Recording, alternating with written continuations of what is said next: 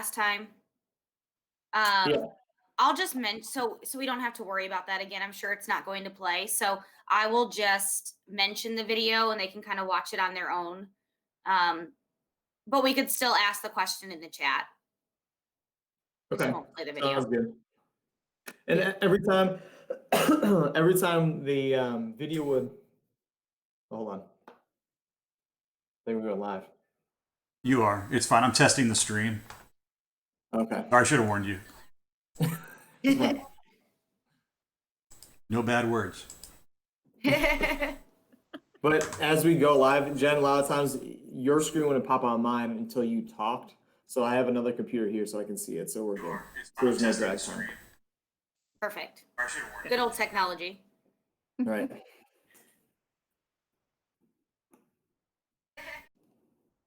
As we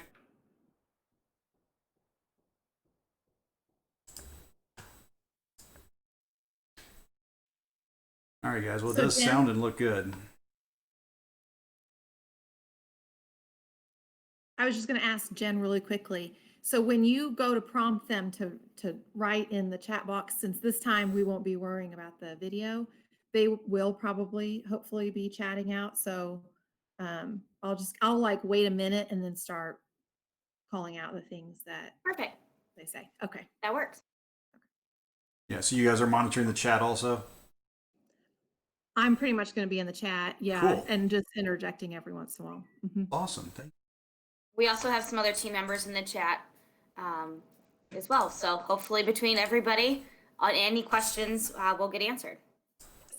All right. Well, I'm going to post the schedule so they can link and get their pieces. And I see we got about 30 people in there now. It's that great after lunch crowd. It's a little slow.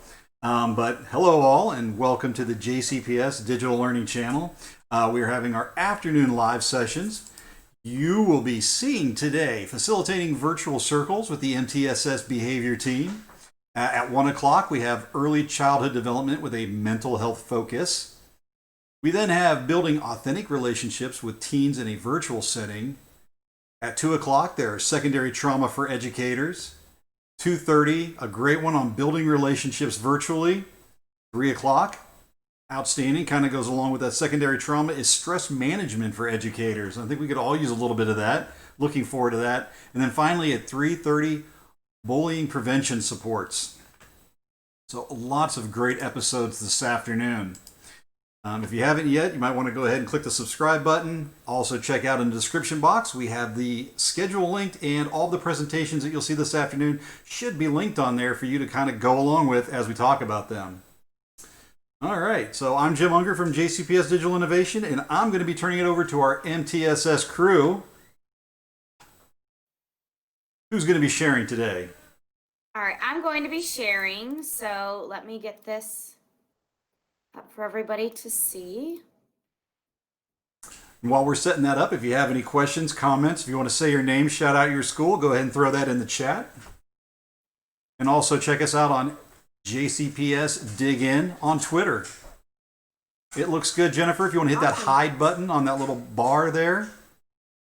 Yes, and then I will get my captions on. Outstanding. Let's see. Get them in large. All right, so I'll go ahead and begin. This is facilitating virtual restorative circles, and we are part of MTSS Behavior. My name is Jennifer Marston, and I will let the other members of my team introduce themselves really quick. I service AIS middle schools. So Josh and Laura, do you guys want to introduce yourself really quick before we get started? Yeah, my name is Josh Conzel, and I service the Zone 2 elementary schools for MTSS Behavior. Hi, I'm Laura Bryant, and I'm with Zone 3 Elementary for MTSS Behavior. Thanks, guys. So we're going to start off today and just quickly review or refresh our memories of what is MTSS. So these are some of our core principles. We align resources for students or for staff that support instruction, provide multiple levels of support for all learners, but we have a strong focus on tier 1. We are data driven when it comes to decision making. We're focused on overall school improvement that is sustainable. And sustainable, when we talk about sustainable improvement, we want it to be systematic and school-wide. So it doesn't matter necessarily if people are leaving or coming, new teachers, transferring schools, that school has strong systems in place. We produce professional development like this one here, and address academic, social, emotional, and behavioral development as well. So you can see MTSS is kind of broken into two components. We have culture and climate and teaching and learning. We are part of the behavior department, and we have two frameworks that we focus on mostly, which is positive behavior interventions and supports, and you would probably know that as PBIS. And we also focus a lot with restorative practices as well. MTSS engagement, their goal is to increase achievement with high yield pedagogical practices for teachers. And they have the 6 toolkits that they use as well within their department. And last but not least, there's the MTSS academic department, and they service all students with academic supports. That includes differentiation, personalization, and they're guided by the UDL principles. So, and you can see here, there's the contact information for anybody that you may need to reach in those departments. This once again is just a quick overview of and the MTSS engagement and behavior team and who services which zones and schools. So hopefully you can use this as a resource as you begin the school year, if there's anything that you need from either the engagement or behavior team. We are under culture and climate under Dr. Katie D. Ferrari, who's our assistant soup. And we have our department leader is Dr. Naomi Brahim, and our behavior supervisor is Sandra Hensel. So let's get started. So our learning intentions for today are we will learn how to facilitate a circle and build relationships virtually. And as we go into NTI 2.0, it's going to be a whole new challenge that none of us have ever experienced, building relationships from the beginning of the year virtually. So as we were in the spring, we had to figure out how to maintain and continue to build relationships virtually. But now we're at a point where we have to meet these new kids, meet new staff members, all through a virtual world. So hopefully today you can take some tools away that will help you start building those relationships in your classroom and within your school. So this is a short video that we have, and unfortunately it doesn't play very nice over the technology with all the probably jumping through too many hoops here. But on your own time, feel free and watch this short video of a circle. But in the chat, if you guys can chat out really quick, some benefits that you know or might think of using a circle, whether it's virtual or in person. So Laura, would you let us know if anybody chats anything out in the chat? Absolutely. I'm looking now.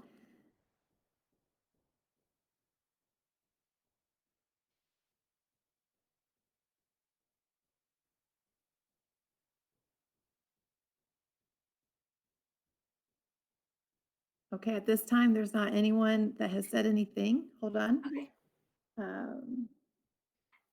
That's okay. They're probably all just still finishing up their lunch. So I would go on and go. Thanks. That's okay. So so why should we do circles, and what are some of the benefits of it? Well, they obviously build relationships, and once again, building these relationships virtually is going to be a little bit different, but it still is a completely necessary thing that we have to do as we get started with our school year, just as we would do in person. So circles will be one tool you can put in your toolbox to build those relationships this year. They give people a voice and an equal voice. We always have that student in the class that answers more than others, or a staff member that asks all the questions. This would give people an equal voice in a circle and allow everybody to be heard. Circles promote emotional well-being. They empower change and growth, and hopefully as the year goes on, you'll be able to see a lot of change and growth within your students.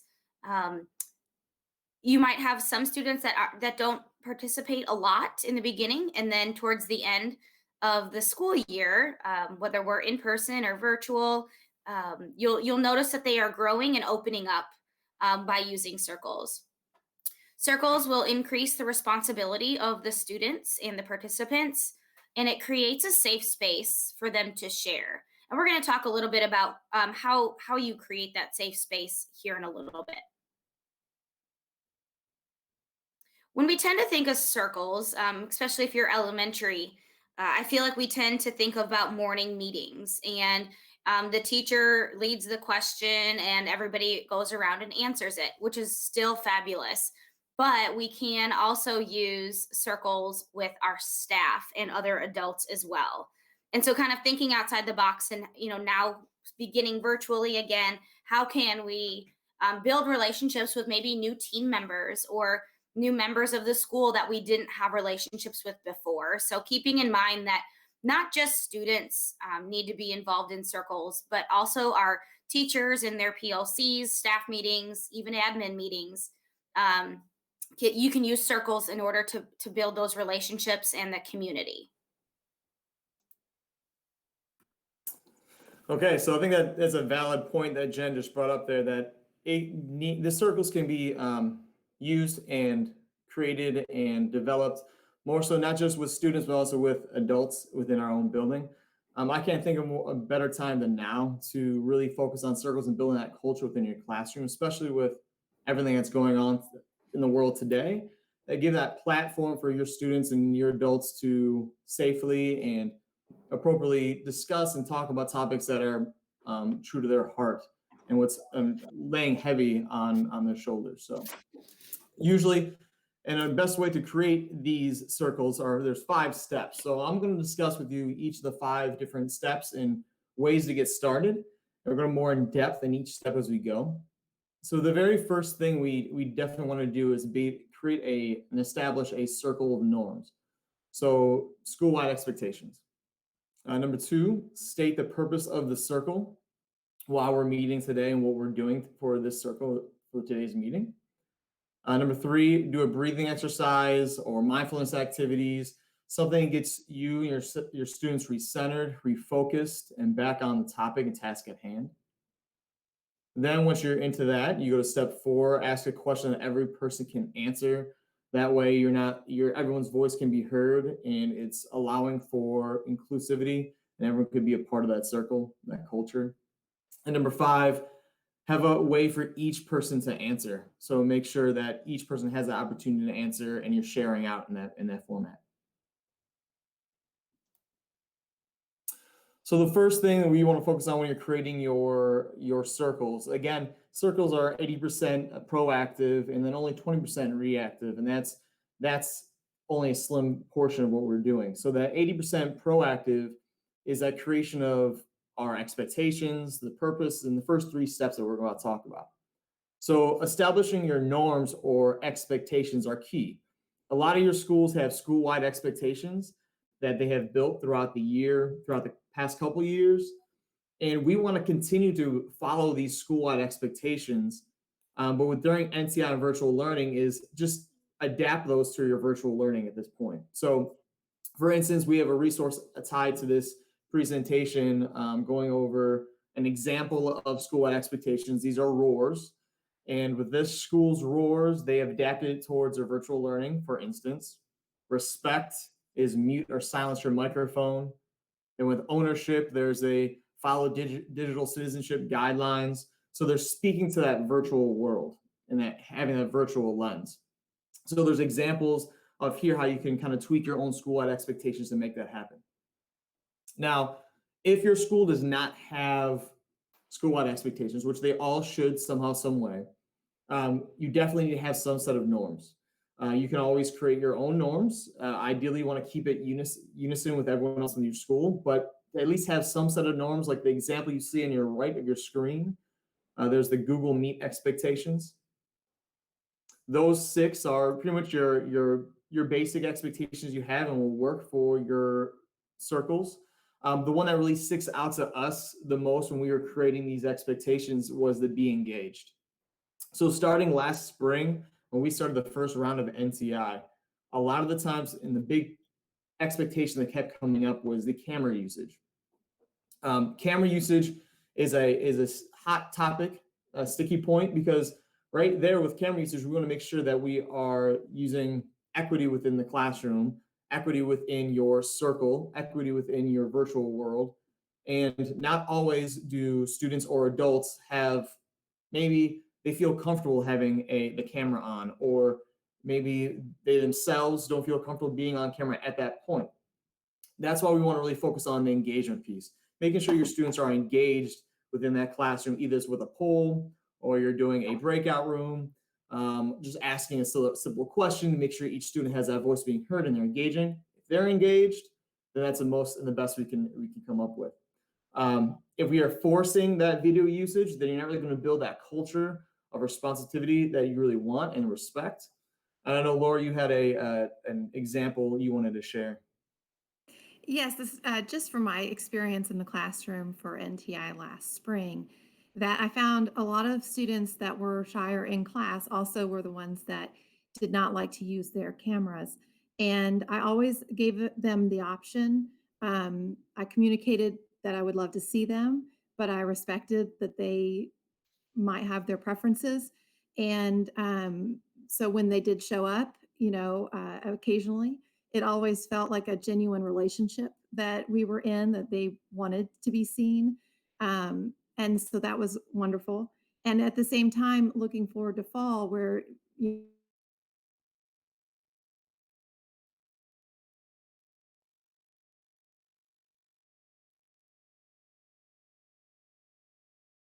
Oh. Yeah, no pick up. Thank you. So, in the main purpose and the focus there with Laura's story is that really you're building that culture, and that culture will come about as you go throughout your year.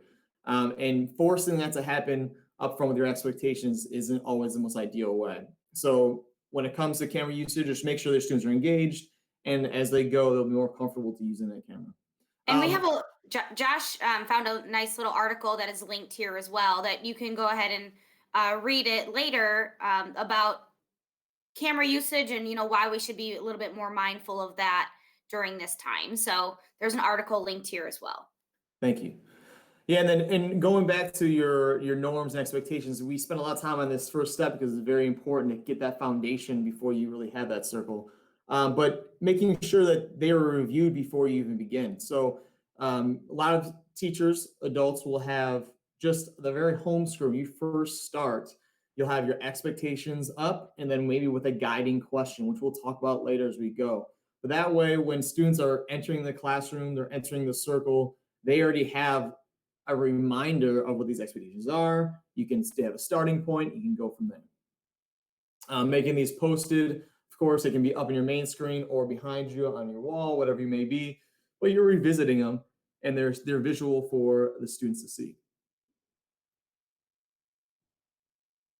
So this is a great visual that we had up here based on that camera usage again. It's just giving tips and tricks and reasons for and against and reasons why and common questions and concerns that we may have with camera usages. So if it has great resources even on this visual. So if you have access to this link, go ahead and look through it, and it's a great in-depth study. So after you've created your norms and expectations, then you go to your purpose of your circle. So the main purpose why we're even here today.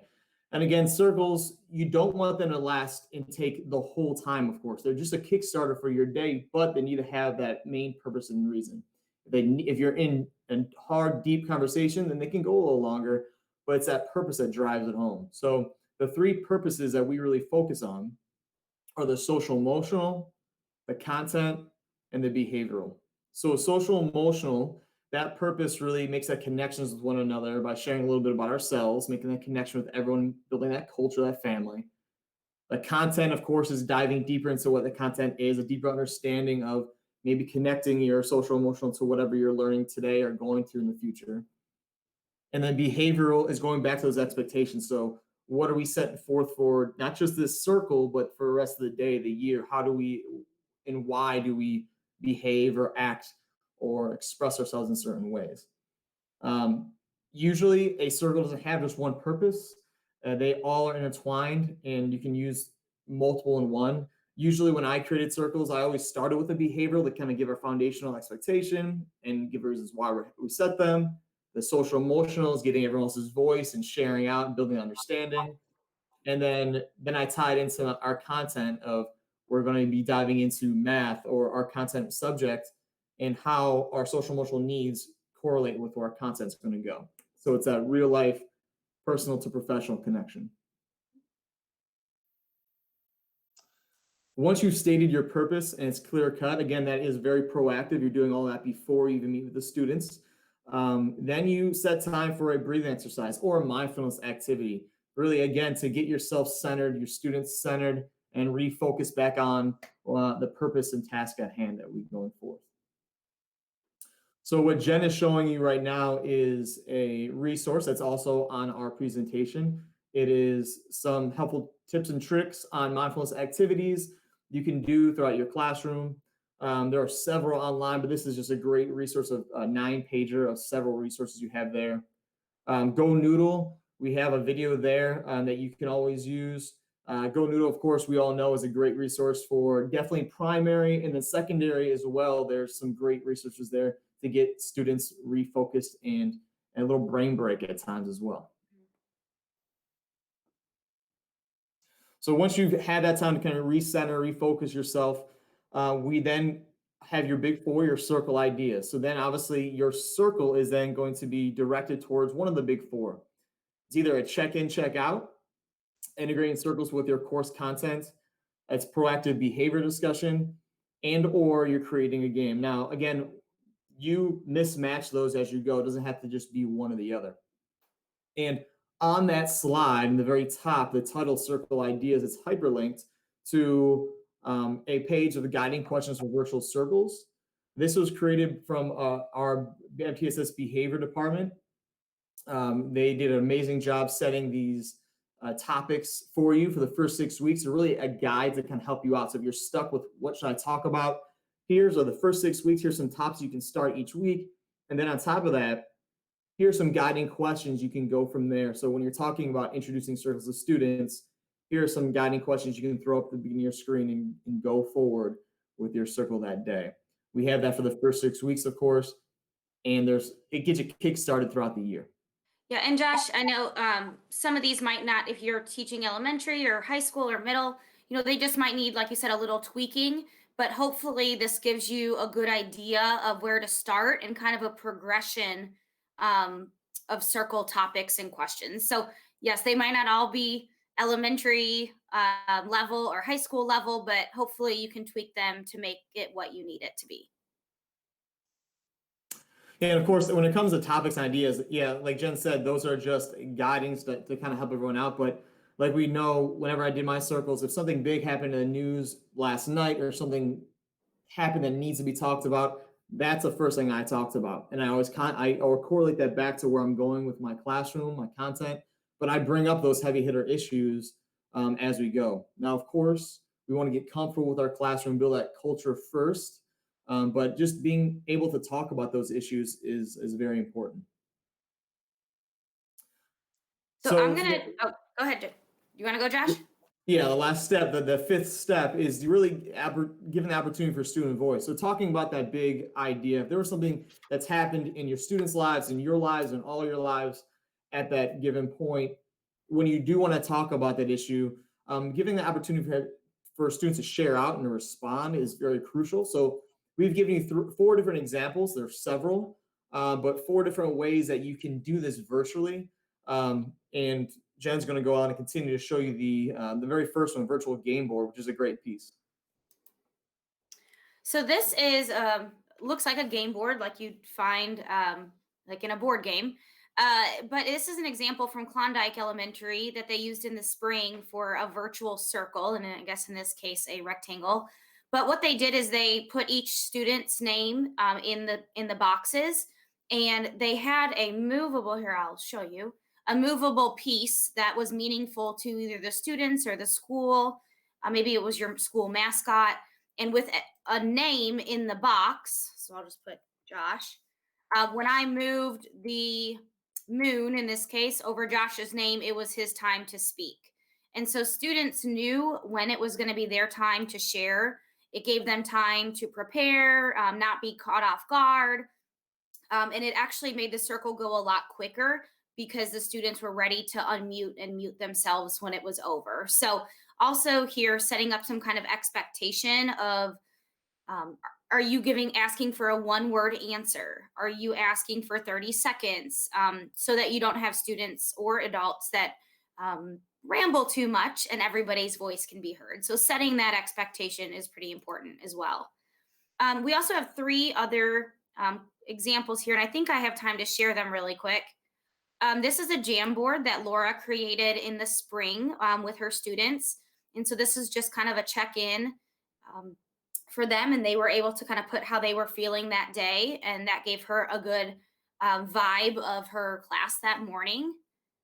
We also have another example from Laura from her classroom last year. She asked her students, is the workload too much for this week? And so she sent this out prior to their circle, and then they kind of had a discussion of yes, no, maybe, and why they felt that way. And so they were able to talk about that as a class as part of their circle. So she used a Google form ahead of time and then used the topic of the circle was related back to the data that was collected. And then also we've linked some virtual game ideas. So, it's always good to have fun and build relationships and take a little brain break here and there, just like we would do in the classroom.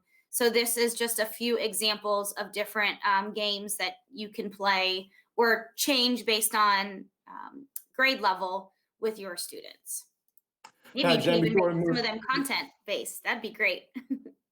Jen, before we move forward, I do want to shout out our MTSS behavior team. I know we have another presentation at 2:30. Ronzel and Shannon have a great presentation about building relationships virtually. That obviously ties to the circles and the portion within the building that culture in the classroom. So they dive deeper into those pieces as it going forward. So take a look out for that. Tune in at 2:30, and they have some other great ideas for building relationships as well. So we're just going to end by kind of going back over what we've already talked about, but just keep in mind to have a successful circle, we need to establish those norms, especially being able to tie it back to our school expectations will make the transition when we go back in person even smoother. The students will already know those expectations. It'll just be a quick review or some minor changes, but the foundation of it will already be there. People may feel uncomfortable virtually sharing, so making sure that it's okay if they do pass in a circle or they don't have their camera on and they choose to answer in the chat. So just being thoughtful and mindful that this is kind of a tough time for everyone, and if they're uncomfortable, that's okay. And like Laura said in her example, hopefully over time they'll be more and more comfortable. If you're doing a check-in circle, making sure that if there is a concern that comes up with a student, that you address that after the actual circle. So on a one-to-one basis, so that it's not in front of the rest of the class or staff. And your first rounds of circles, which will probably be happening next week, should be light topics. What is your favorite food? What is your favorite song? This will increase the participation and the comfort level and promote a safe feeling for students and staff. And then over time, like Josh said, you can start to build on those simple questions and even bring in some content and some deeper discussions about kind of what's going on in the world, but that's probably not a topic I would start with. So starting with something light will make your students and staff feel safe and increase their participation. So we have linked, again, all of our resources in here that we used today or referenced. So please visit these resources and reach out to us if you have any other questions about either these resources or circles in your classroom virtually. And that is all. I don't know if Laura was able to get back in or not, but were there any questions?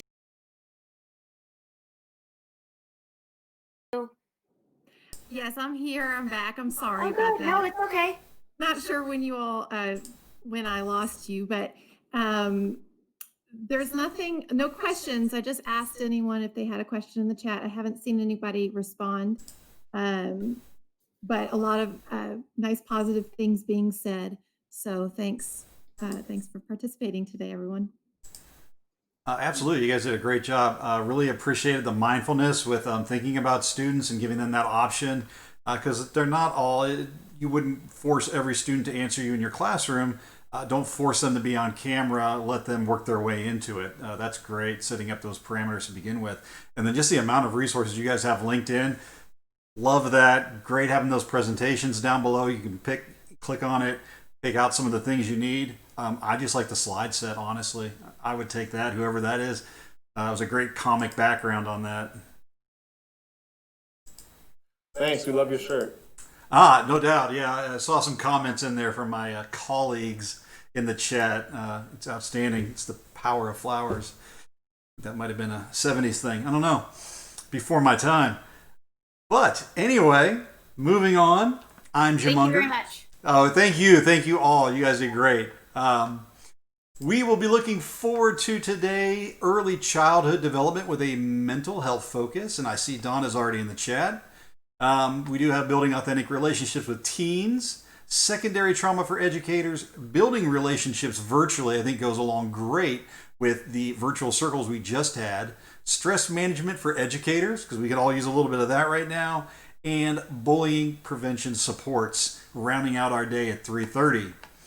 Also, check us out on Twitter at JCPS Dig In for digital innovation. And on YouTube, you're already here, so go ahead and subscribe. And that way, when we break these up into little bite-sized pieces for you and cut out all this weird stuff like me talking so much, that'll be gone. It'll just be all the great information for you. And we link their awesome presentations on, so you still have those resources. Check those out. All right. It looks like we have 1 o'clock. Donna, Barbara, are you ladies ready? We got the head nods. All right. Who's going to be presenting today? There she is. I didn't see Donna at first. All right. Are you sharing your screen, Barbara? I am. All right.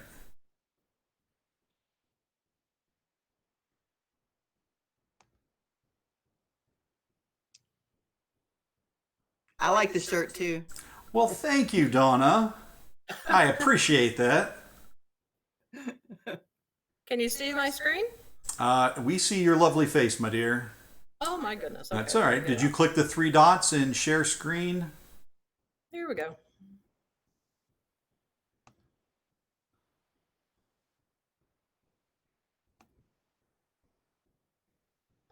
Come on.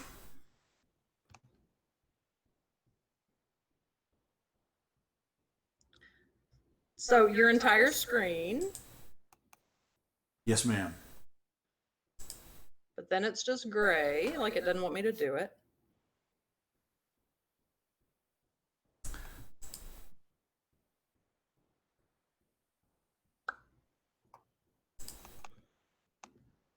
So you can either do your entire screen or the application window, whichever one you have ready to. Oh, there I am. Look at that. There you got that. are. Hello. I'm looking at Hello. you.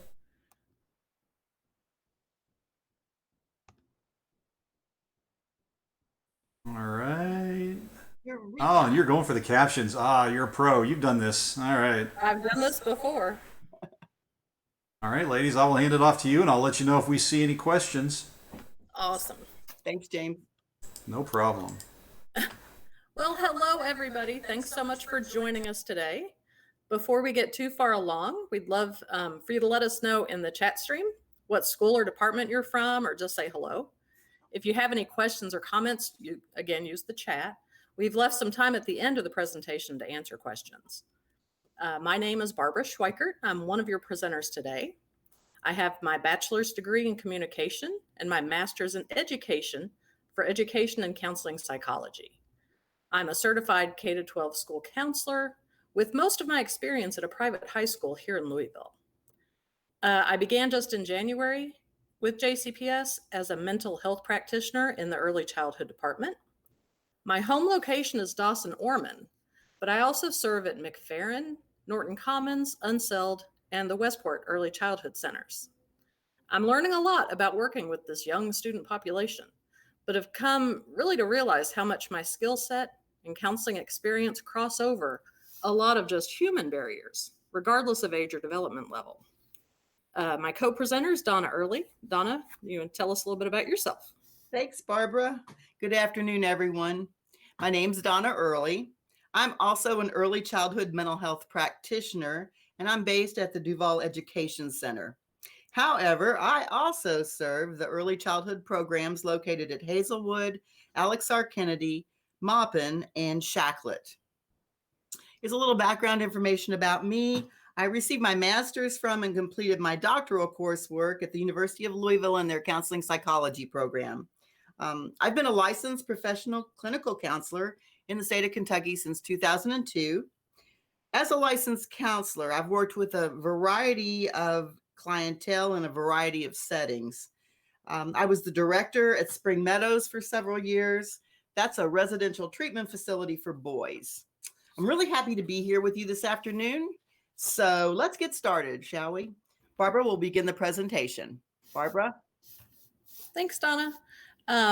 Today we're talking about early childhood development with a focus and perspective from mental health professionals.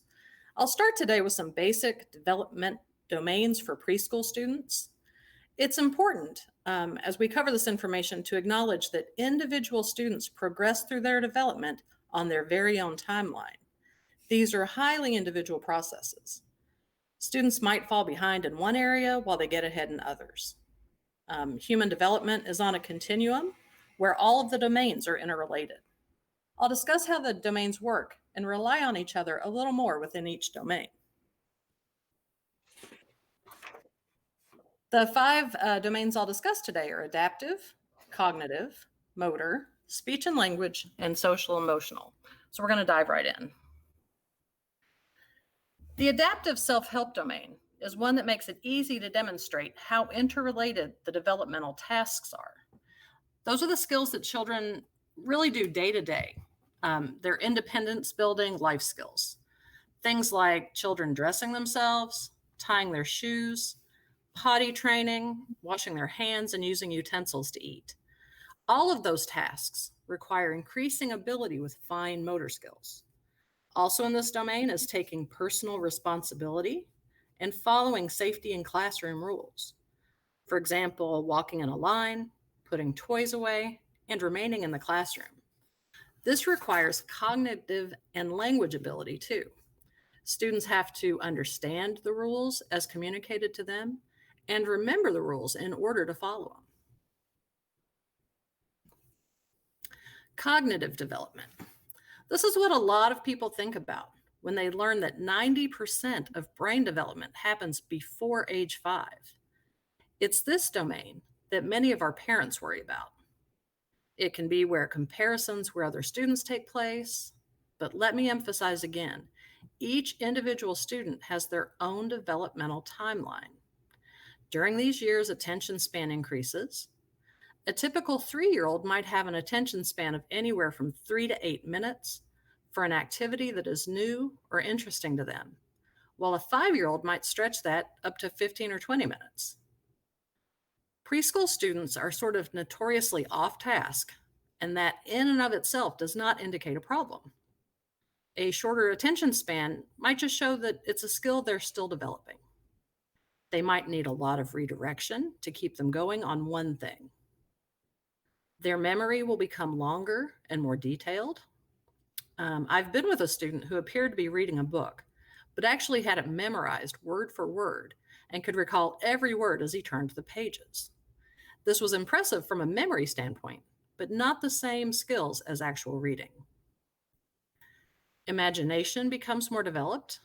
During this time, students might report more about remembering their dreams or even have night terrors. And that's their brain integrating this new area of imaginative development while they sleep. They can now distinguish between a stuffed animal and a real animal, but would use their imagination to play with the stuffed version as if it were real. Problem solving comes more into play. Climbing obstacles to get something they want, even if they're not supposed to have it, or negotiating ways to get a toy from a friend are examples of problem solving. Classification by sorting, matching, and identifying things based on shape, color, or type becomes more consistent. This even includes understanding and classifying the difference between a truth and a lie. Students through this period also constantly question and seek to understand more about the world around them. The question why, over and over, can be frustrating, but it's an indicator of their development, curiosity, and wanting to learn. Another thing to keep in mind with students cognitively at this age is how their sense of time is not developed yet. If you ask them to wait just for a minute, they don't have a concrete idea of how long that is. So when they share a story from their past, it could have happened yesterday or a month ago. They're very likely to confuse their timelines. For motor development, the fine motor skills are the tasks we perform with small muscle coordination, primarily with our hands and fingers. Things like using scissors, holding and using a crayon or marker, buttoning and zipping clothes, and turning the pages in a book. Students at this age are discovering if they're left or right-handed for different tasks. Maybe they throw a ball with their left hand, but use a crayon or marker with their right hand.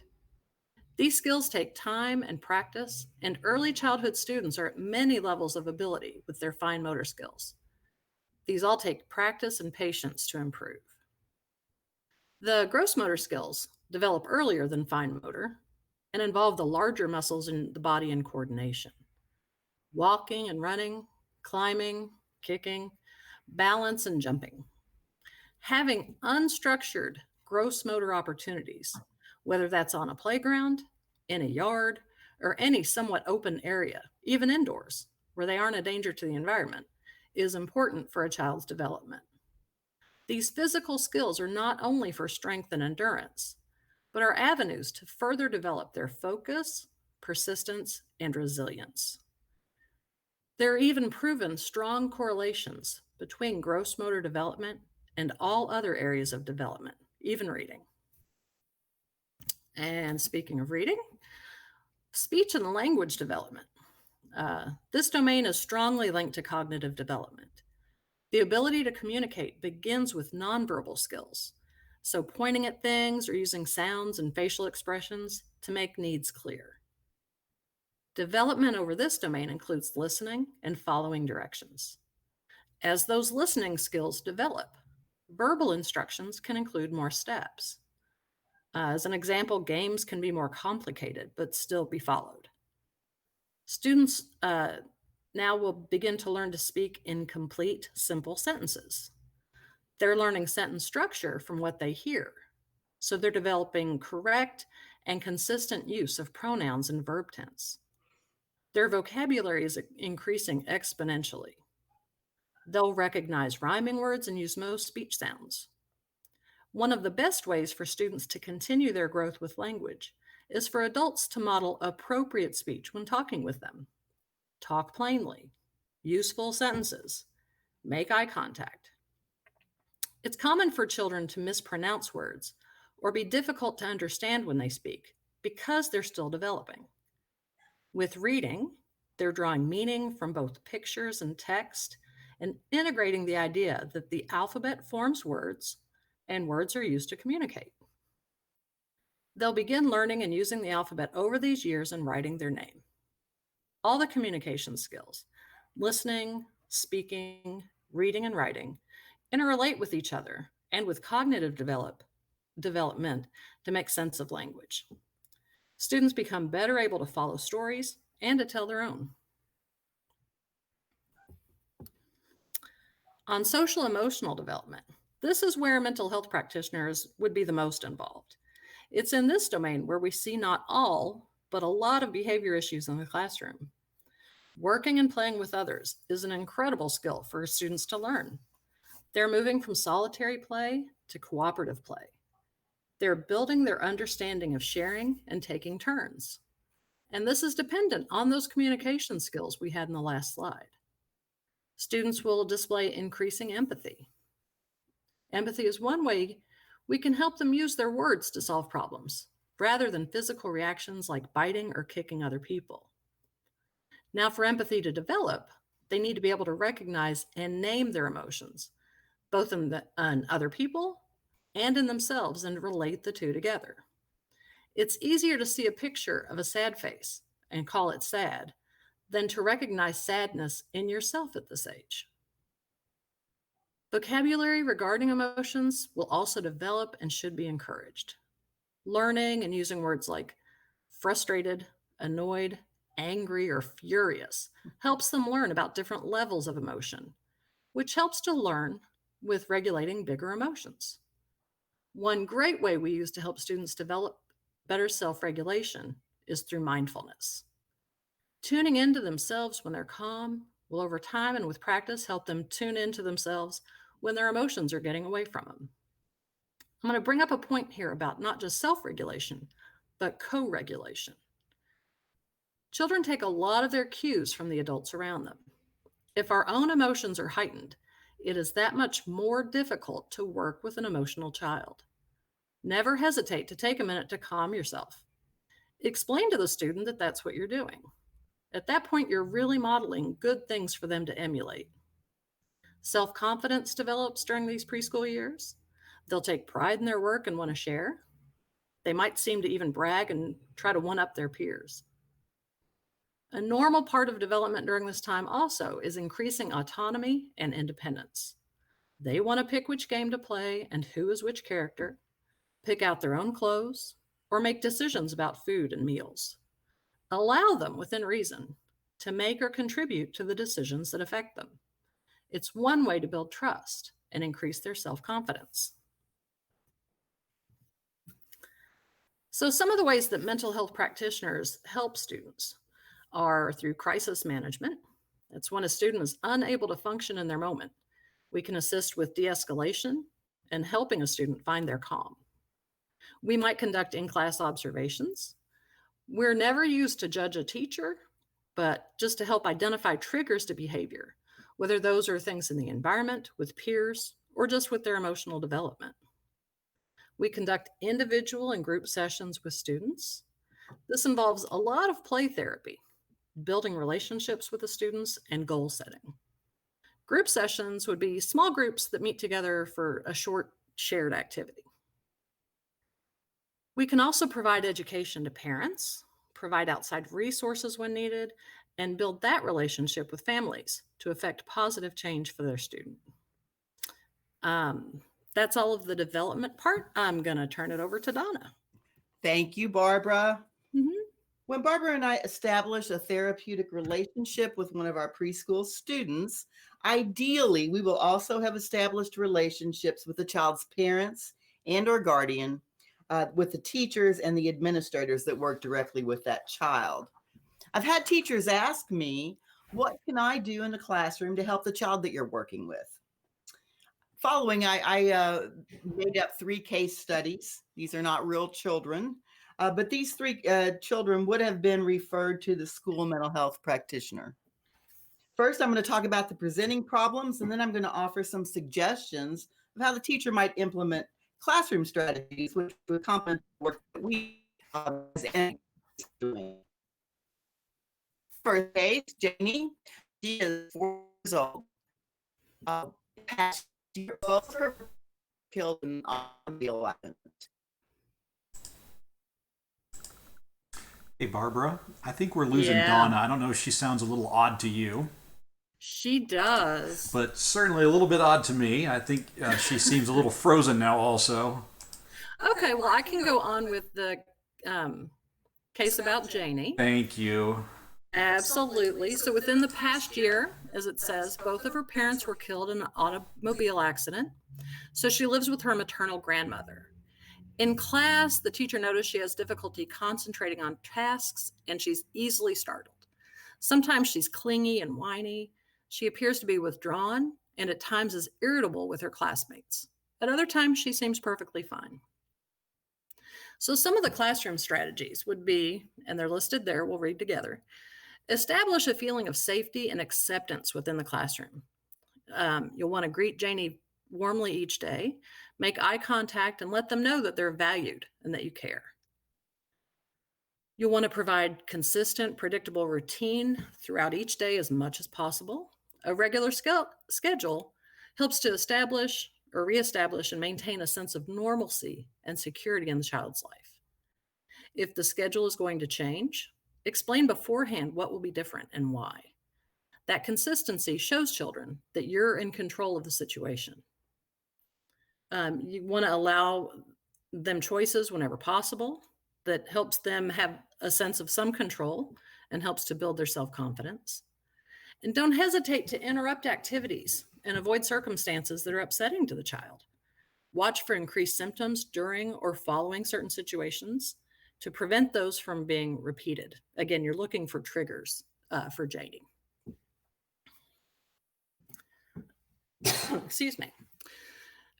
Case 2, this would be Mark. Mark is 3. He's angry most of the time. He's quick to blame other students when mistakes are made, and he acts in a negative, vindictive, and hostile way. He argues with his teachers. He's defiant and refuses to comply with requests. He doesn't have many friends in the class, and his behaviors alienate him from his peers. So it is difficult for him to learn or develop positive relationships. So strategies for the classroom would be: do not engage in power struggles with this student. You state your position clearly and concisely and avoid verbal exchanges. Choose your battles wisely. If it's something you can let go, try to let it go. It helps to give 2 choices when decisions are needed. State them briefly and clearly. Establish clear classroom rules and be clear and know what is actually non-negotiable. Post the daily schedule so students know what to expect. You'll want to praise students when they respond positively. A lot of positive reinforcement going on. Provide consistency, structure, and clear consequences for the student's behavior. Again, we'll want to teach Mark for sure social skills, including anger management, conflict resolution strategies, and how to be assertive in a proper manner. Discuss strategies with the students that they can use to calm themselves when they're angry or escalating. And this is important, and I talked about it earlier with in development, that co-regulation piece. You always want to teach the strategies when the student is calm and make sure that you calm yourself first. And case I'm 3. back, Barbara. Can you hear me? Hello, Donna. Thank you. I'm not sure how long. Thank you. I apologize. No, you're Oh fine. no, it happens. That's the nature of our teaching now. Yes, it is. Our third case is Allie, and she's 5 years old.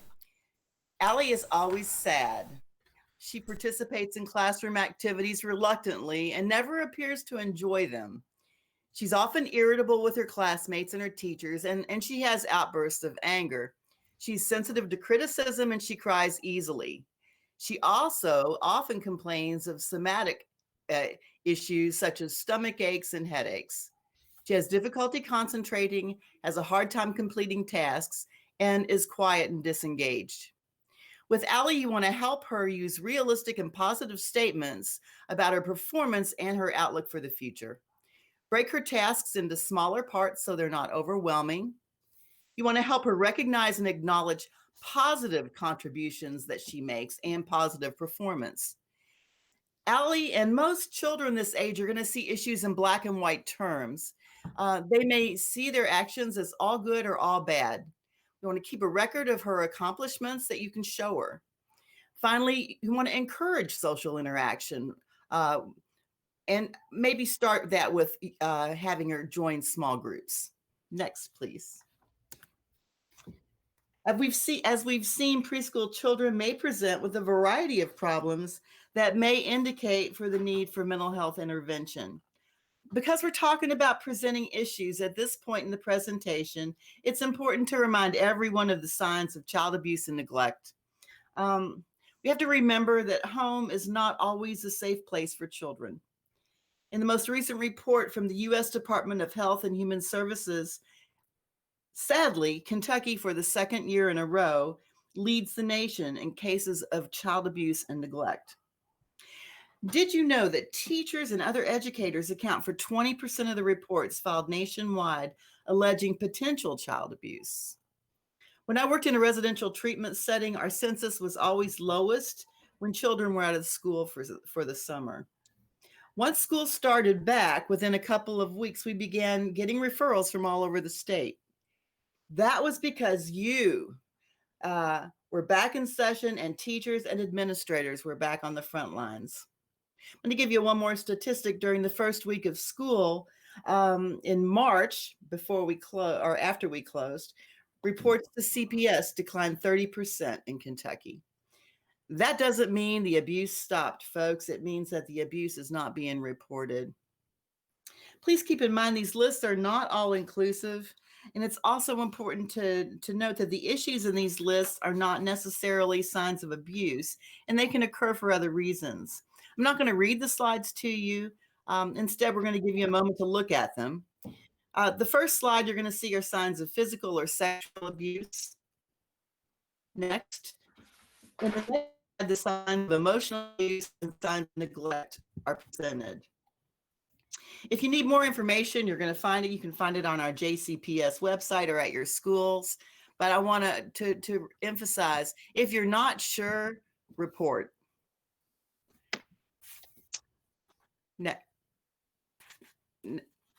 Next, please. Okay. This has been a stressful time for everyone, and we're going to continue to be, it's going to continue to be stressful into the future. But eventually, we really are going to go back in the classroom. I believe it. When we return to the classroom, we should expect to see many of our students exhibiting symptoms of trauma as a result of the loss of family members, economic hardship, and anxiety about their own health and well-being. On 6th, there was an article that Mike Marcy with the Kentucky Department of Education wrote. It was entitled, "The KDE Will Prioritize Students' Academic Mental Health Needs When School Opens." In this article, Marcy quotes Damian Sweeney, who is the KDE's program coordinator for comprehensive school counseling. Mr. Sweeney says, "Our content classes can't just be about content. The classes have to start with being psychologically supportive. They should infuse social and emotional learning. We need to know that these kids aren't going to come back ready to learn. They're going to come back wanting to feel safe and wanting that sense of community. Remember, we as educators may be the only people who can help these students learn what a healthy, supportive relationship feels like. Building relational trust involves simple teaching practices such as smiling, sharing parts of your life with your students, getting to know your students as individuals, and using yourself as a role model of a reliable and regulated adult." Next, please. Relationships are important. Positive relationships are important for all of our students, but especially for our students that have been affected by some type of trauma. For those students, a positive connection or relationship with others is the first step toward healing. However, remember, all of our students, with everyone, a healthy relationship is often the therapy. That's the end of our presentation. We have references in the last slide. Does anyone have any questions?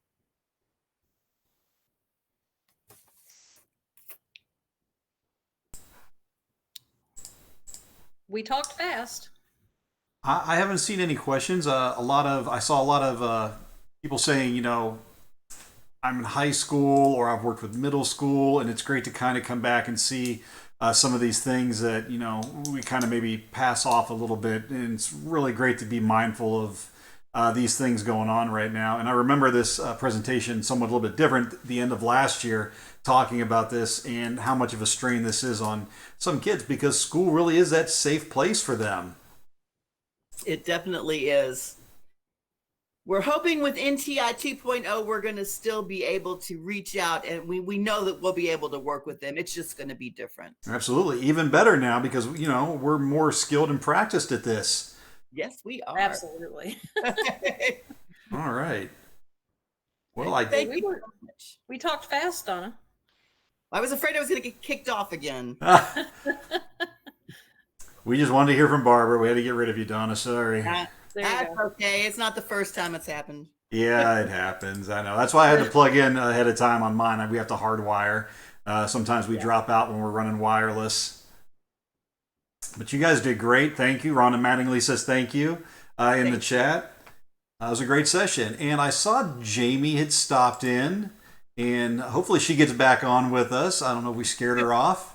We'll be talking about building authentic relationships with teens in a virtual setting, which goes along right with what we were just talking about, and kind of looking at a specific age group. Probably one of the toughest ones to deal with, coming from middle school myself. Yes. So I understand. Oh, there we got some more thank yous. Matt Balka, Robin Nelson, Tina Stanley, and there's Jamie back. Donna, Barbara, thank you once again. Thank you. Bye-bye. Thank you. Have a great day, ladies. You All too. right, Jamie. I'm Jim Unger with JCPS Digital Innovation. I'll be your host this afternoon. And we have joining us now Jamie Goldsmith with those authentic relationships with teens in our virtual world, which I can't wait to see this one. I have not caught this one before if it's been on, so I'm definitely interested. How are you doing, Jamie? I'm great, thank you. Can you all hear me okay? Absolutely. Okay, great. Do you want me to wait until 1:30 in case people are joining in, or should I just go ahead and start rolling? Oh, you're fine. You can go ahead and start rolling. We can talk for a minute if you want. I can talk about Twitter, how important the digital learning channel is with all these episodes broken up later on for the power of pause, and people can watch them at their own pace. That your presentation is linked into the schedule, much like everyone else's. Great resource there. So, yeah, Okay, so I can share my screen and that's good. I'm ready to roll. absolutely. Okay, perfect. And do you know if these sessions are going to be recorded They are at all? Like, absolutely they are. recorded. Okay, good, because I was supposed to do it with our staff on Thursday, and with our drive-through, it's like they conflicted. So I was like, well, I think there's going to be a recording. You can just use my recording instead of me. Yep, absolutely. They come to the digital learning channel and they search up. They can search on our channel. Let's see. We'll have the same title, so building relationships, teens, virtual, and they'll be able to find it. Okay, and then do you know how long it takes them to load? Generally, we take the videos in the evening or like after the morning session and break them up that day. We try to. If not, it'll be the next day, and then they So get probably posted. tomorrow sometime. Uh-huh. Okay. And if not, they can come back and watch the live one and just jump ahead to where you're at. Because the whole 2.5 hours, 3 hours will be on there from the afternoon and the morning. We just like to break it up into the little 25-minute chunks. Yeah, for sure. Okay. All right, well, I'll get ready to roll. And I'll go here. Share. Oh, you've got it. And you all can see my slides. Yes, ma'am. Okay. All right, well, Can I am you- Jamie one thing, Goldsmith. I am Jamie. a- Can you turn I on am closed a- captioning? I apologize. At that bar at the bottom, the little CC Hide it. icon. Yeah, let me hide this. Yes, turn it on Yes, ma'am. at the bottom. Looks like it's on. Just click the button real quick and then see. It may ask you, may get a pop up. Oh, nope, there it goes. It's picking up. Okay, great. Is that better? Yes, absolutely. Thank you. I'll leave you alone now. You're fine. So I am Jamie Goldsmith. I am one of the high school counselors here in Jefferson County. I work at Southern High School. And I'm going to be talking to you today about building authentic relationships with teens in a virtual setting. And relationships is just one of those things I've been passionate about. I'm not an expert, but I have lots of experience. I worked for 16 years in another district, and there I worked in elementary and middle school. And I also worked at the district level and was the PBIS person for the whole district. So I'm very versed on the importance of relationships. And then I bring that to my school. I've been on every school I've been at. I've been on the culture team or the positive behavior and team. But also on a personal level, relationships was really huge for me in growing up because home was a little challenging in my life. And so in middle and high school, it was the relationships that I had with teachers and my counselor that made me want to go into education and made me want to be a good student. So that's kind of my background and where I come from and how, I guess what makes me qualified to talk to you all about building authentic relationships. So it's important to know is in every setting, but this virtual setting, it's going to be a little bit more challenging, but relationships should always come before learning. You need to get to know your students. Your students need to know a little bit about you, and the more connected they feel to you, the more learning that occurs. You've ever heard the quote, people don't learn from teachers they don't like. That somewhat can ring true, but if you can connect with them in some way, that you might not always jive the same, but being connected to them in some way does make a huge difference. So it has lots of positive outcomes. It's going to improve your academic results. It's going to make your kids feel safe and comfortable in your classroom and in your virtual setting. With us being virtual, if you're connected to them, it's going to make them want to log back in to your class. It's also going to make you as a teacher, when you feel connected to that group of kids, it's going to make you want to log back into that class. You're going to look forward to that. It also makes those interactions with the parents much better if you have a good relationship with their child. Because remember, they're always still their babies, no matter how big they get. Also, research has shown that positive relationships with students can have a positive impact on their academic outcomes and their behavior for up to 4 years past that. So just having that one really good, strong, positive influence from an adult in a school, particularly teachers, makes a huge lasting impact. And then also our most vulnerable students, they just really need some good, positive relationships in their lives with adults. So those are kind of the things we need to know about why they are so important for us before we dig into our curriculum and get rolling with our NTI instruction and talking about those standards. So what we want to do when we start off, and just as in a regular classroom setting, you want to do in a virtual place is create that space for learning for them. You want to set norms and routines and make things predictable for them, especially now where things have been somewhat not predictable. A lot of our kids may not have structure or routines at home.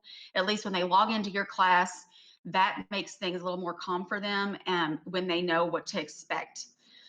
Learn their names. That's important. Also, you know, in this day, we have lots of students with different pronouns, and we want to honor those and their identities. So be aware of that. Try to make a note of that so that you remember it. That makes them know that you value them. And just be real and honest with your kids. If you're comfortable talking about your world and your life and what's going on, that helps them know a little bit about you as a person. If you want to share your experiences, or say you have a pet, show them your dog, or your children, show them what it is like to live in your world a little bit so that they feel like they know you. Have students write about themselves to you so that you can kind of learn about them. Some things they would tell you, but other things they would write to you and not tell you.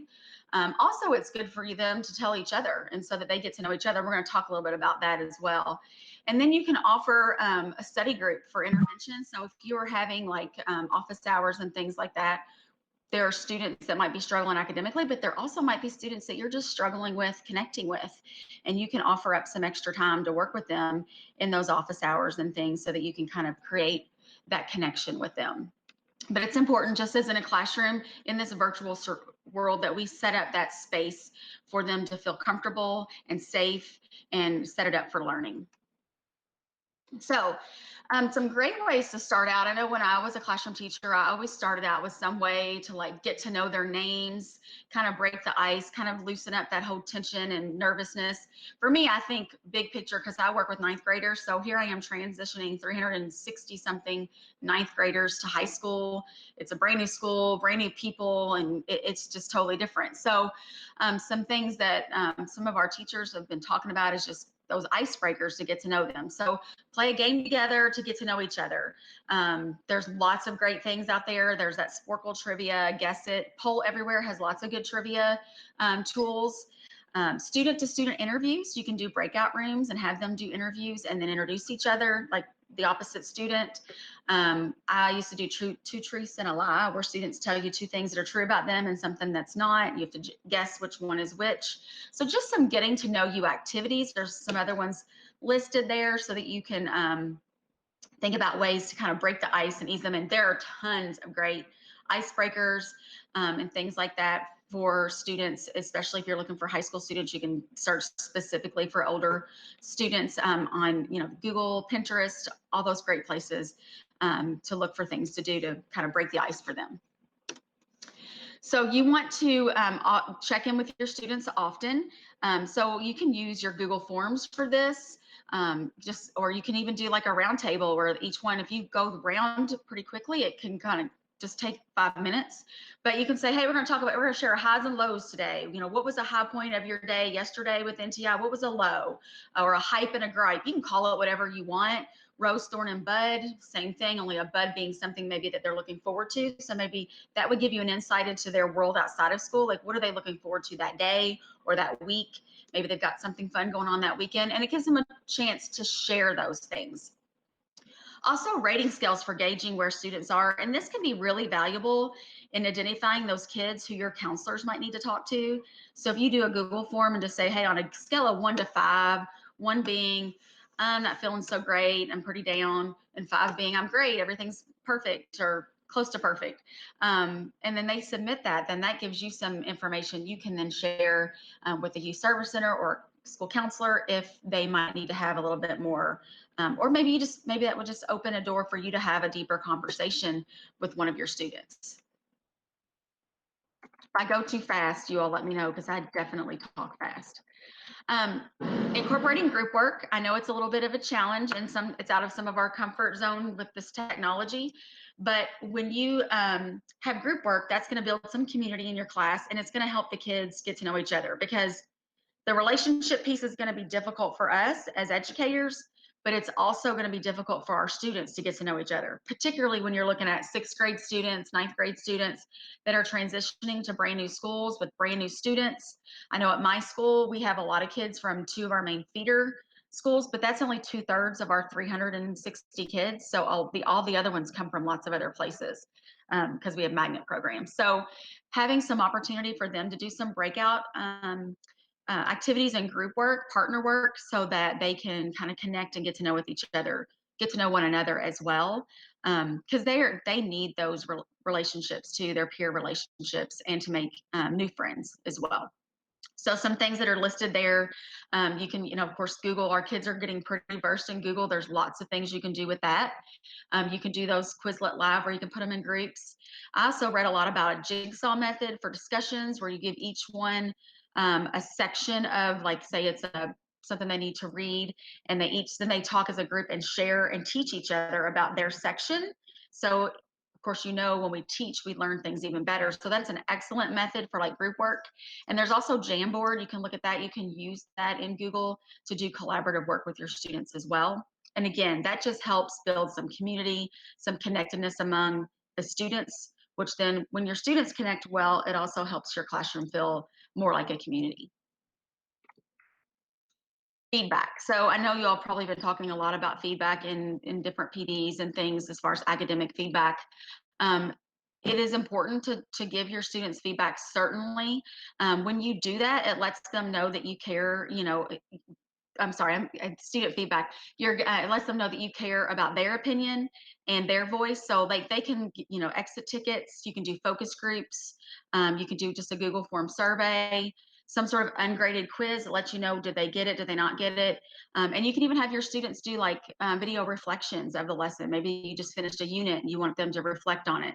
But getting feedback from your students helps them know that you care about their opinion, and it makes them feel like they have some voice in their learning, because you're taking what they're telling you and then determining your next steps for your class.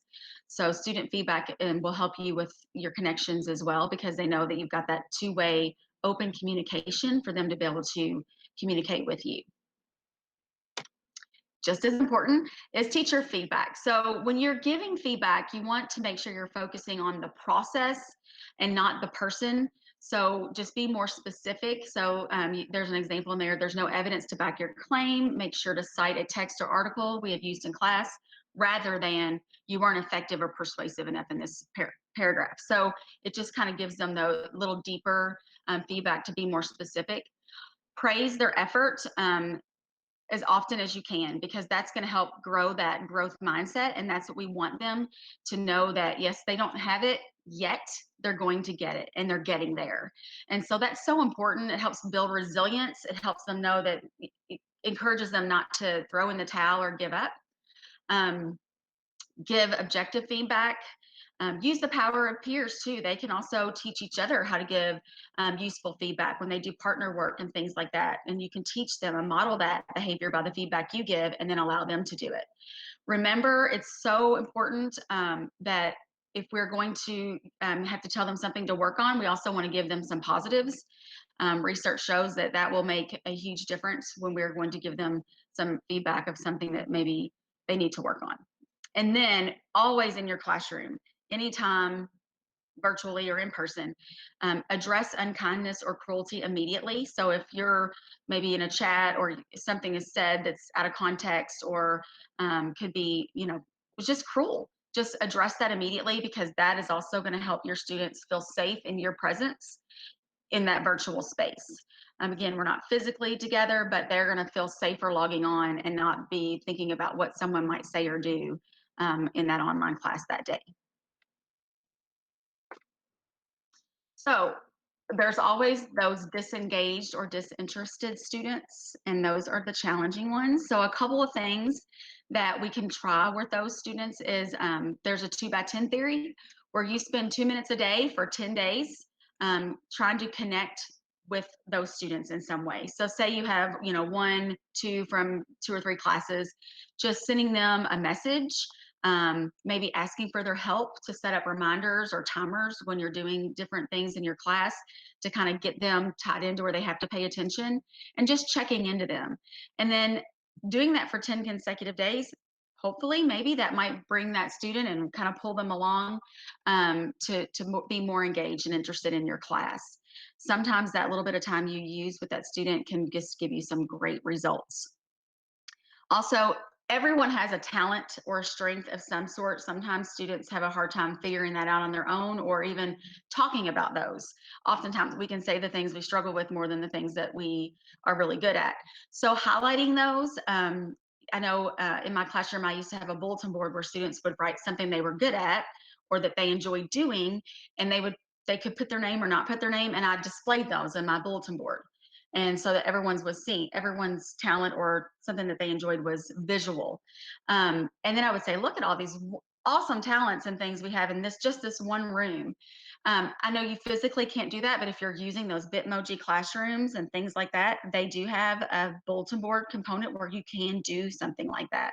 So and maybe even making a classroom collage and posting it on there. Look at all these great things that you all are all great at.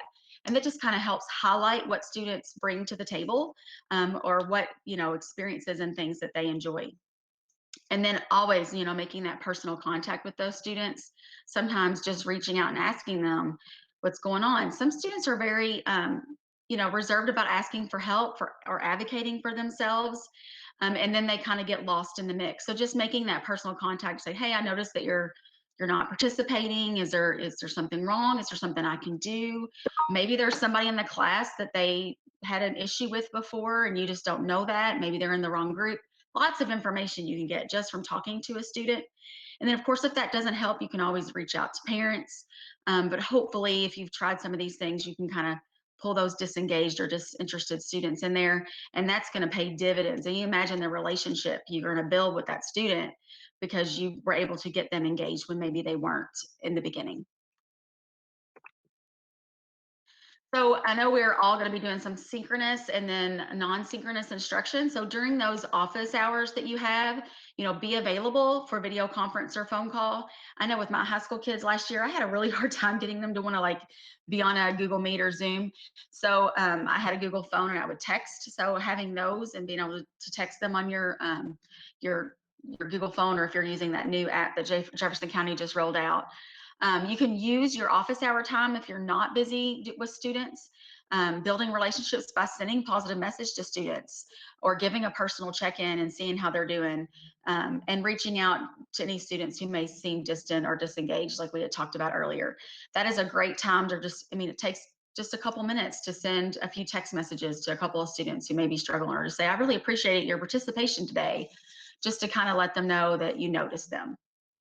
Everyone likes to be noticed and know that they are a part of a group. So some things that you can do to build community, further build community in your classroom, is just have your students work on those things to do that. So just have some, you know, even if you just have 5 minutes or whatever on your end of your class, just to kind of have something to build community. You can do gratitude bombs with letters or videos where students maybe say something that they're grateful for. And it could be a person in the class. It could be something about school. It could be something about the quarantine, however you want to phrase that. You could host virtual talent shows or things like that. You know, the kids are crazy with these TikTok dances. You could talk about that, the latest thing, or maybe someone has other talents, like they can do sign language or celebrity impersonations, just things to kind of build some fun and community to help them want to keep logging in. And they also can learn things about each other in that way, make connections, build friendships just from the little fun things that you do.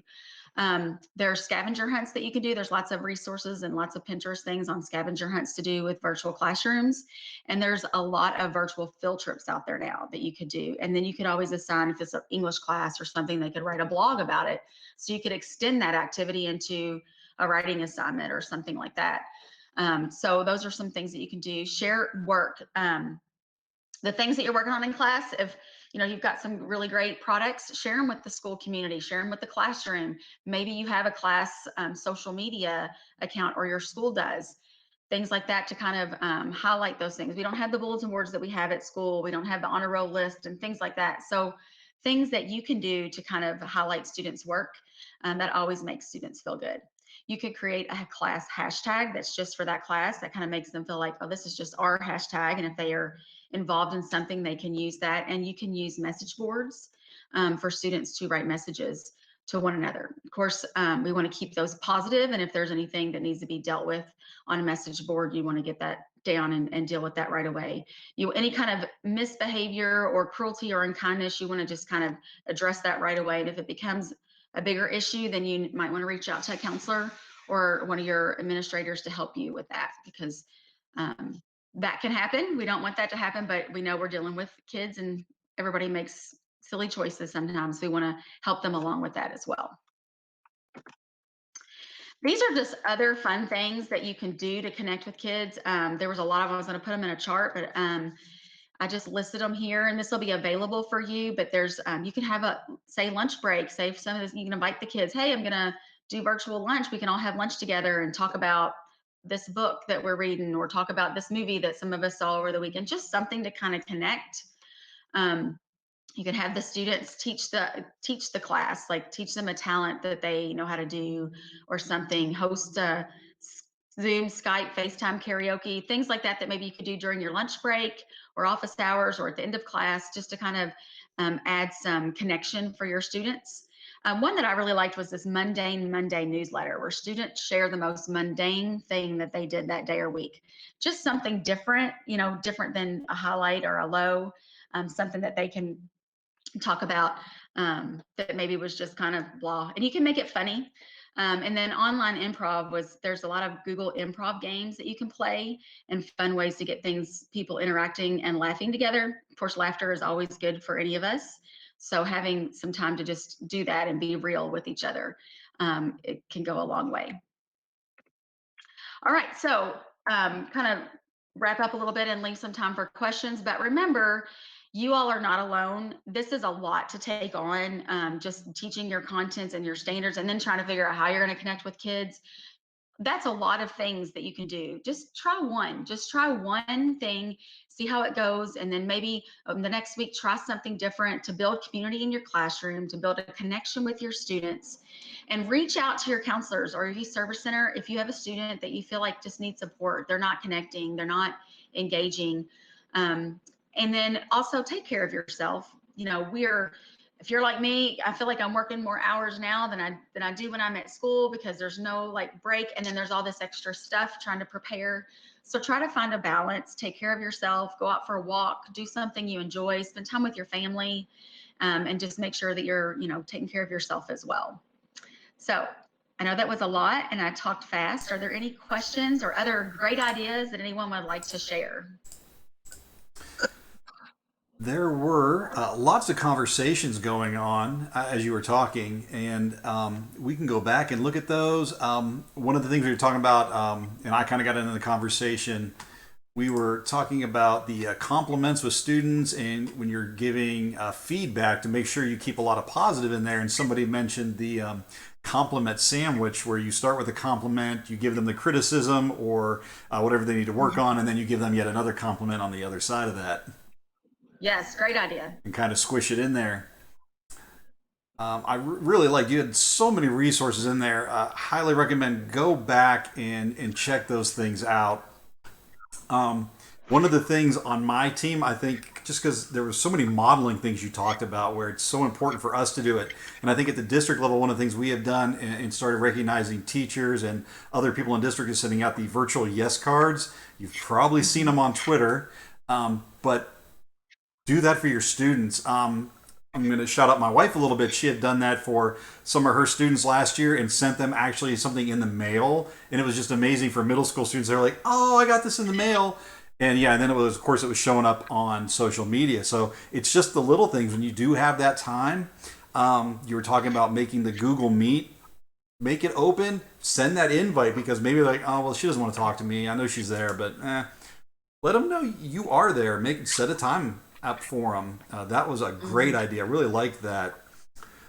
Something else my team had talked about, because a lot of people say, well, how do I start these relationships at the beginning of the year? I don't know my kids. What can I do? So that's like you were saying with the icebreakers. We had talked about, because so many teachers have become amazing experts at the Bitmoji classroom. Yeah. To use that, leverage that tool, because so many people are using it now. Show the kids how you did it. How did you? So you have one, that's great. How did you make it? Show the kids how you made that. Let them then make a virtual locker and decorate it. You can learn so many things about them. Build your virtual room. What would be your dream room in a house? What would you put in it? Show them how to make that, and then let them go. And then there's a slide deck. They each have it, and then you can talk about all the different things in there, and everybody gets to know each other. Lots of different ways you can see that. And with that, if you're not doing a Bitmoji classroom, because I know sometimes at the high school level, it's a little too cutesy for some high school people. Yep. Just having them create a slide about them. So create a slide with a picture of you and 3 things that you enjoy doing. And that would you could have the slideshow of your class and just learn so much about them. Absolutely. And you start that by modeling it yourself. Show them something about you, something funny. So many things you say in here are things that should be, it doesn't matter whether you're virtual or in real life, that you are giving, like the absolutely. feedback, specific, positive, the modeling, all of that. But same as this, I would always connect with myself. I'm a huge nerd, and they would know that. And I'd always talk about video games, and I'd have, so many kids so quick with that. It was just a great, Yes. Share those things, find those commonalities. They are there. Absolutely. And sometimes it's the smallest thing you can say. Like I remember when I was in high school, my freshman year, I had to write a poem, and I had to compare myself to something in nature. And I compared myself to the moon. I don't remember what kind of poem it was. I can't even tell you the grade I got on it at that point. But I know when the teacher gave it back to me, all she wrote at the top was the grade and funny. She said, funny, I've always thought of you more as the sunshine. And it just it totally changed the way I thought that teacher viewed me and saw me, because of the things that I came from. I just felt like I was just one of those kids. I didn't realize that she thought of me in that way. And it totally changed my perception. And to this day, she's one of my favorite teachers. I ended up taking her for an additional elective class that, when I was in high school. So, and it was just 4 little words that she wrote made all that difference. Absolutely. That's that specific and personal feedback. Throw that on there, and you'll be surprised, the reaction you get. That it's not just, hey, good job. Yeah, great writing. Make it specific. Oh, I really liked how whatever it is. Yeah. They starve for that. They love it, especially with some of our demographics. And then speaking of, once again, Rhonda Mattingly put in the chat, she liked the sandwich, and PBIS. Typically, you're looking at 4-to-1 with positive to negative ratio, and then in some cases it can be 14-to-1. just depending on the student you're working with. So yeah, it's important to know your kids and how you need to address criticisms or things like that, or dealing with digital citizenship, which you brought up also. Wow, just so many good things in that presentation. Thank you. So you have a couple minutes left. I don't want to hijack everything. Do you have anything else you want to add? I can't think of anything else. Does anybody else have any great ideas? As I was watching, I mean, I think we talked about a lot of them. There's one from with the low stakes virtual lunch for socializing with a hint of academics, but mainly for the social aspect. Once again, it's the kids and a lot of the teachers. We need that social contact, getting out there, working with people. We're going to need to spend a little bit of time in that first week or two, just trying to spend some time developing those relationships, because the more we do that, the more connected they're going to feel, the more likely they are to log back in each time. And, you know, that's going to be key. Yes. Is just keeping them engaged. And that's part of that engagement, just having that relationship. I could not agree more. Excellent presentation. It's great. If you don't like the particular, like I was not really I didn't love math in school. I was more of an English and social studies, but I had incredible teachers and they made it fun. And so I always wanted to go to that class. So just having that connection and someone that you can relate to a little bit, even if you don't like the content, you just want to go back because of the relationship with the teacher or the students in that class. Yep. Once again, same as being in the normal classroom. You give them that one teacher. Be that person that they can come to if they need something or they just want to talk.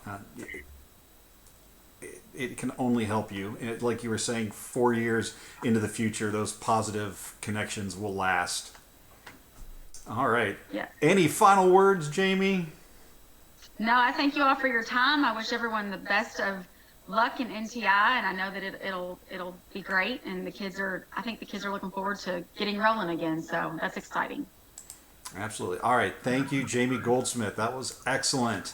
And as I said, that will be available on the Digital Learning channel here. Subscribe, check it out. We post all these. You can come back and collect those, and also check out the schedule, which I will put into the chat, and I'm showing you right now. But if you click on those, you can see those presentations are linked in there. And as you saw, even though we pushed through, cranked out that half hour, there were tons of resources in there we could not even touch on, and they'll just lead you to more resources after that. Use those. They will help you. And moving right along, we have secondary trauma for educators.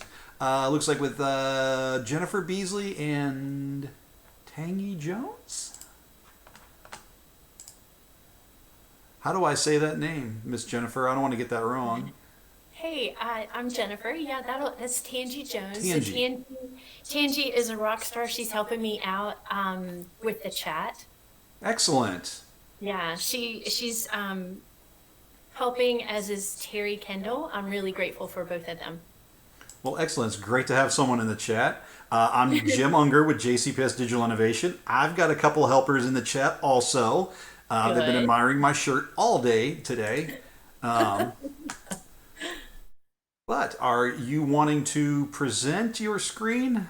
Yes, I'm happy to do that. Okay. I'm really grateful for this opportunity. Give me just a second. Oh, no problem. We absolutely appreciate and love all the people that come on and present this just excellent information for our staff. Yeah. Okay. If you need help, you just let me know. It's a little bit different than a Meet because we use a Hangout. Yeah, it is different. Where's the share button? If you go to the 3 dots at the top right on the screen, it should be beside a gear icon. It should say, yep, there you go. Yeah, It's hidden okay. in there. Application window.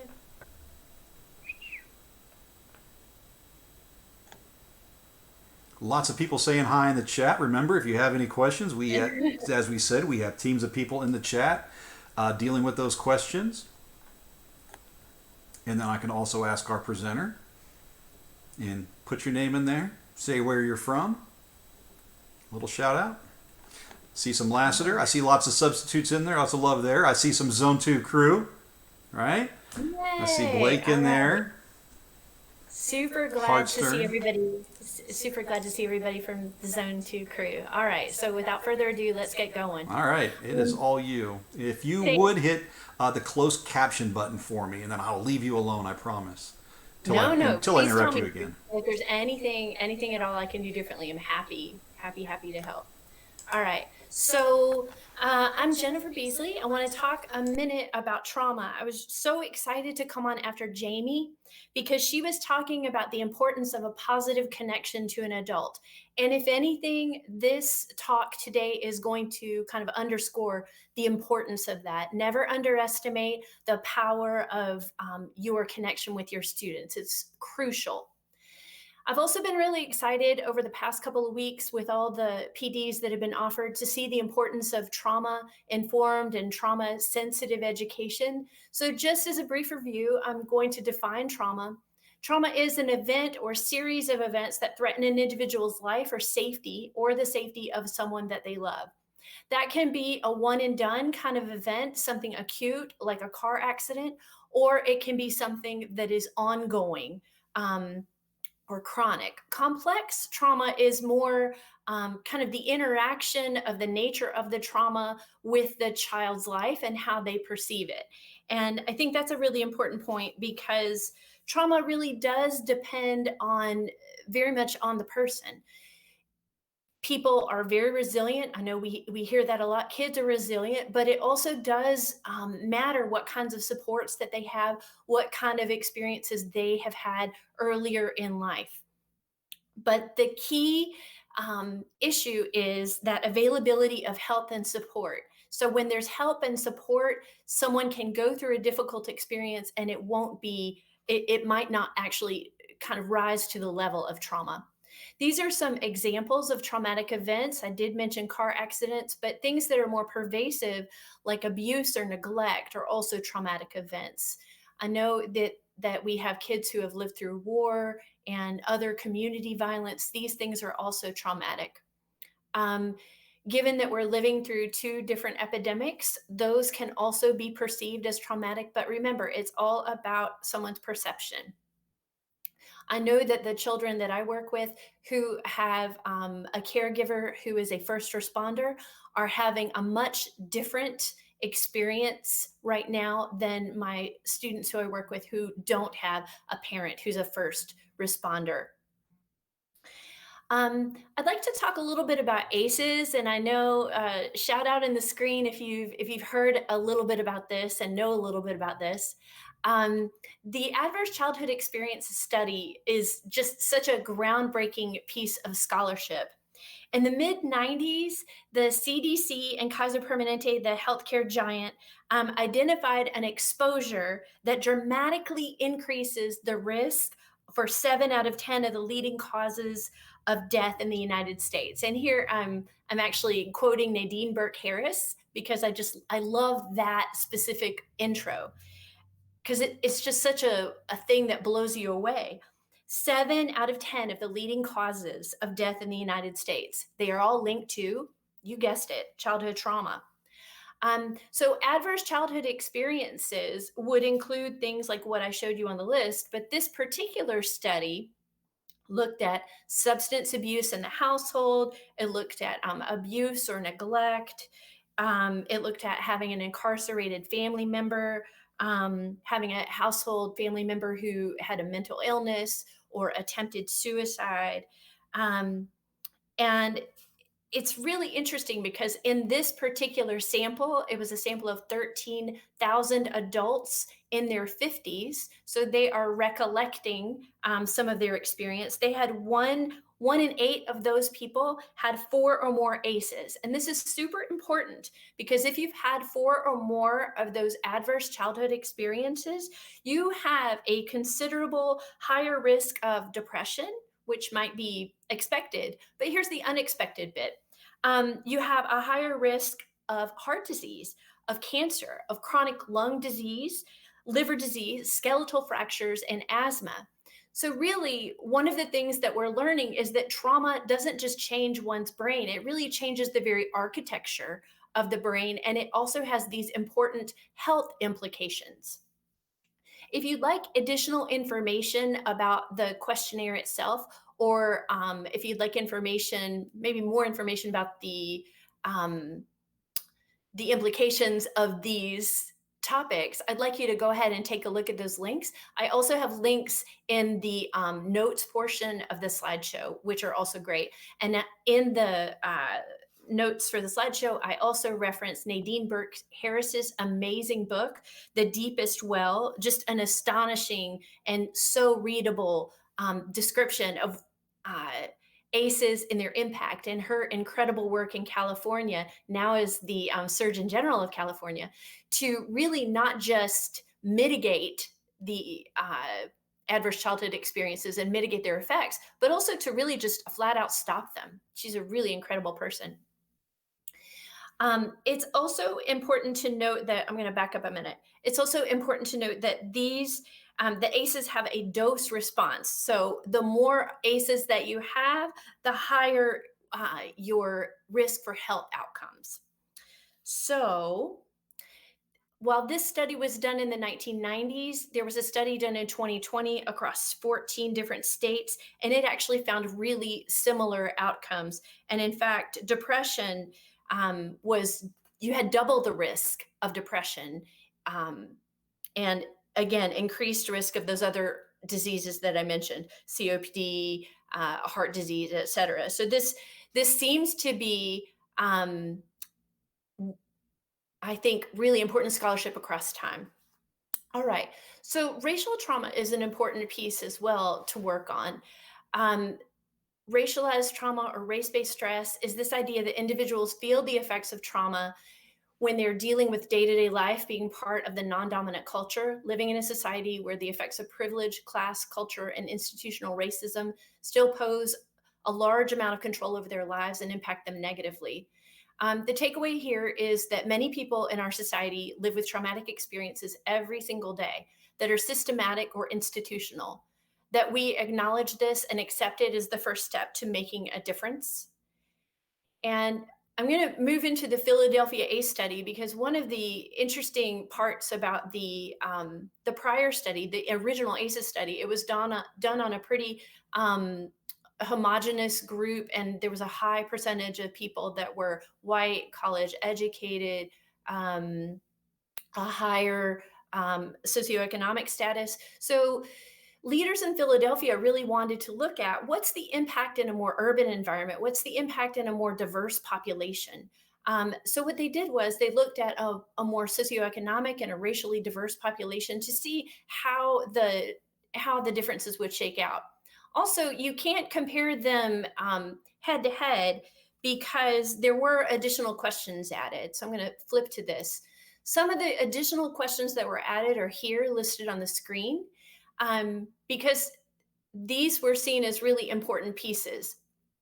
Witnessing violence, feeling discrimination, having adverse neighborhood experiences, living in foster care.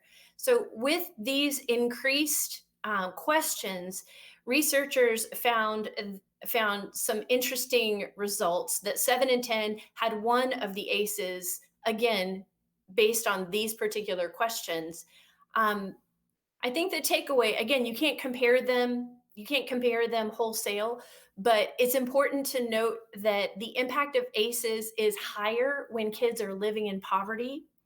And I think that for me, that's the real takeaway. And also another impact in this particular study is that white participants in this particular survey said that they experienced discrimination 15.8% of the time, whereas Black respondents responded that they had experienced discrimination 49.5% of the time. So it's a lot more pervasive of a stressor. So complex PTSD has specific responses, and I'm going to talk a little bit about some of the defenses that might come up. Fight, flight, and freeze are the things that I know that we hear a lot about. So when you're faced with a stressful situation, you can choose to fight, to really to defend yourself in that situation. You can choose to get away, to have a flight response or a fleeing response. And then the other response would be to freeze, sort of like a possum when it kind of rolls over and it plays dead. These survival of defenses can help a child in the moment or an adult in the moment, but over time, sometimes it seems that these particular responses become less effective. So when you look at different responses to trauma, you can also look at the flip side. So the healthy responses to trauma, to a fighting response, would be assertiveness and to be able to state what you need with courage. The important thing about flight would be that you disengage from a situation that you know is going to be damaging. Freezing, you can also work on yourself to find a place of peace in a stressful situation. So it's really important to note that there are ways that these can be addressed. So looking at secondary trauma, I'm going to look down for a minute here. So secondary trauma and vicarious trauma, these are terms that are kind of thrown about a bit, and they're used somewhat interchangeably. Secondary trauma or vicarious trauma is basically the emotional residue that kind of hangs on when you're exposed to the difficult stories or difficult experiences of someone that you are serving. And as helping professionals, we can all kind of get into this space. Compassion fatigue deals with a lowering of empathy. And burnout is more related to work. So when you are really exhausted with your work, when you feel less of a connection to your work, but maybe you change the task that you're working on, maybe you change your position, you change your job, that the feelings of burnout go away. The important thing to note is with secondary traumatic stress or vicarious trauma, those things really do shift your worldview. These terms can be kind of tossed about interchangeably, but what I'm really talking about here is when you take on the difficult stories of the children that you're working with or adults that you're working with, and it's hard to shake. So who is at risk for secondary trauma or vicarious trauma? So anybody who works with children. So that includes all of us. It can also be difficult if you've got a history of trauma. It can be difficult if you're a very empathetic person. And I know that teachers and mental health professionals, certainly all of the people that work in schools, have such big hearts, and that can put us at higher risk. Some of the other risk factors would be having a really high caseload or a high percentage of children who are difficult to engage or who have a high degree of trauma in their lives. Isolation, social and professional, is also a risk factor. And so that's something that I definitely want to talk about.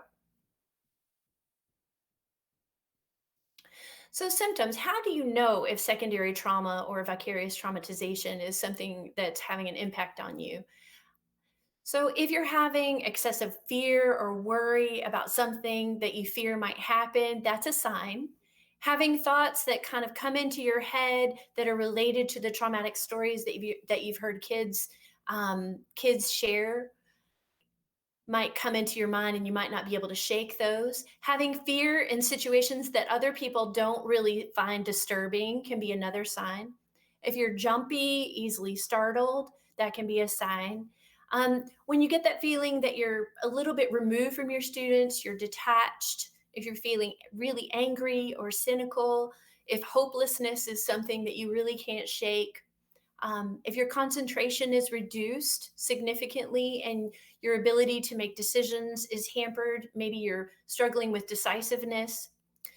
Physical symptoms can also be something that you experience as well. So when your heart races, you've got shortness of breath, tension headaches or fatigue, or just chronically tight muscles that don't shift or change.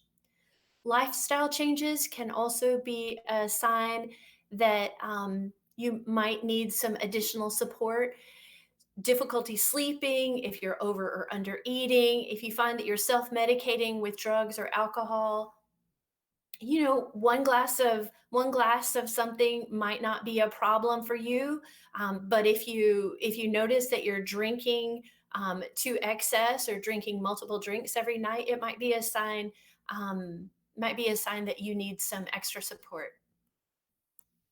So self-care is even more crucial for teachers. So teachers in the audience, this is for you. Teacher morale strongly correlates with student achievement. And I know a lot of people say this adage as it relates to households: ain't nobody happy if mama ain't happy. I don't know if y'all have heard that, but it's certainly something that I've heard on more than one occasion. And teachers' emotional states definitely affect the classroom, just like a parent's emotional state affects the home. Burnout is the leading reason that teachers leave the profession. And I know that's also actually quite high for therapists as well. Um, Teachers and nurses rate at a tie for burnout, closely followed by doctors. Um, some of the symptoms of burnout would be stress, emotional exhaustion, a lack of care or reduced care in your students, and high stress, as we talked about in the ACEs study. High stress or chronic stress definitely puts you at higher risk for physical health concerns. So some studies have implicated numbers as high as 75% of physical health problems being related to high stress in teachers. But that study actually was done in the United Kingdom, so I don't know how valid that is for us here in the United States, but that's a pretty high number. All right, so secondary trauma, what might that look like? Intrusion, that's when someone who has experienced trauma vicariously re-experiences it. So if a child has told you a difficult story, you re-experience it again and again, or maybe you see that child, the bruises on a child's arm, you see it again and again. You might have nightmares. Triggers would be there's something in your environment that leads you to a thought of that experience. So maybe if you notice you have a bruise on your arm, it reminds you of the child that had bruises up and down their arms and legs. That would be an example of a trigger. Avoidance would be when you kind of turn away. So if there's a trigger or an emotion that is really uncomfortable, you turn away from it. You try to avoid it either through numbing of your emotions or through just detaching from a situation. That can also involve drugs and alcohol. Hyperarousal would be when you're always on the edge, kind of walking on eggshells. You can't concentrate. You're really quick to answer. You're doing too many things at once. So that's an example of hyperarousal. So these are some of the symptoms that you might experience. So I think it's important to kind of see them broken down. So healthy stress looks like the column on the left, and overstress looks like the column on the right. For those of you that are listening on a phone, maybe you're not able to see the slide, I'm going to go ahead and go through some of them.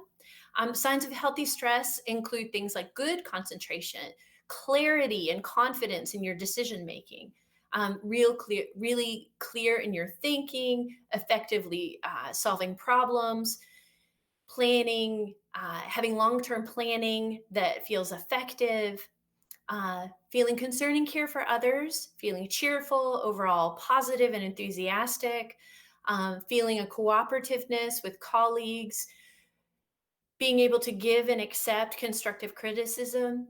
Potential impact of overstress would be, again, the things on the right-hand side. That would be a change in your activity level. So maybe heightened activity, maybe you're over-exercising, or maybe you just can't exercise at all. Increase in eating foods for pleasure, so fatty or sugary foods, increase in alcohol consumption or tobacco use. Irritability or emotional outbursts, just kind of losing it, having kind of a little bit of a tantrum. being unable to relax, being unable to unwind, just that feeling of being tense and not able to really let it go.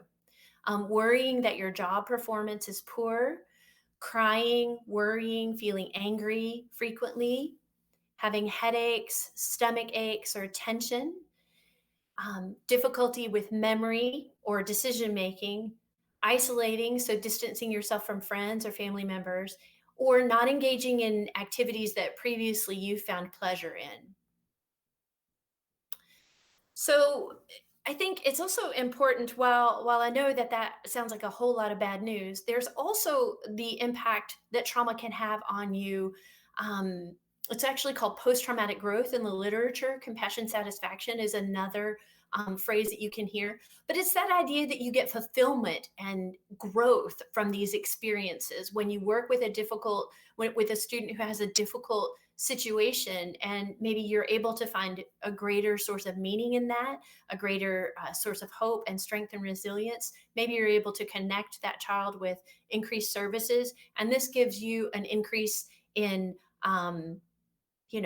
the way that you feel about yourself, this sense of efficacy. It can also impact your gratitude for maybe your own upbringing, or for the students that you work with. You can notice that maybe a student who's gone through a really difficult life experience. I know this is true for me. Working with kids who have survived trauma gives me such a profound respect um, for my clients and for their families, just that they have survived something that is so difficult, and that they can still find joy and delight, and can be resourceful and helpful. There's just so much power in that resilience of the human spirit. It really does bring me personally a great amount of joy. But I would be remiss if I didn't mention the importance of self care. So, yeah, when we work with kids and families who have experienced difficult things, self care is really important. And again, I want to emphasize that these are not the best of circumstances. We're living through a really difficult time right now. So, even in the best of circumstances, these things that I mentioned previously would be true. But right now, this is all the more important when you have a window into your students' homes. You do have an eye on maybe things that might be disturbing. So definitely take a look at your self-care practice. So in this slideshow, I've linked a self-care inventory. So this is something that I really invite you to go ahead and do. It's very simple. It only takes maybe 5 to 7 minutes. And personally, before I presented to you all last week, actually, I took it myself just to kind of look and see where I am. And as a therapist, I do this for a living. I've gone to school and done a lot of work about the importance of self care, and yet it's hard to remember, in times where you're feeling stressed, you're feeling pressured. So I think it's really a nice reminder that we all need to consider self-care, and that we really do need to make a concerted effort to put it in our calendars, and maybe even have a self-care accountability partner. So if you will, go ahead and consider which of these practices are you doing regularly, and which ones are you interested in trying. So I'm going to go ahead and flip to some of these examples. So you're welcome to go to the link and check that out now, or you're also welcome to just go ahead and look at or listen to these slides.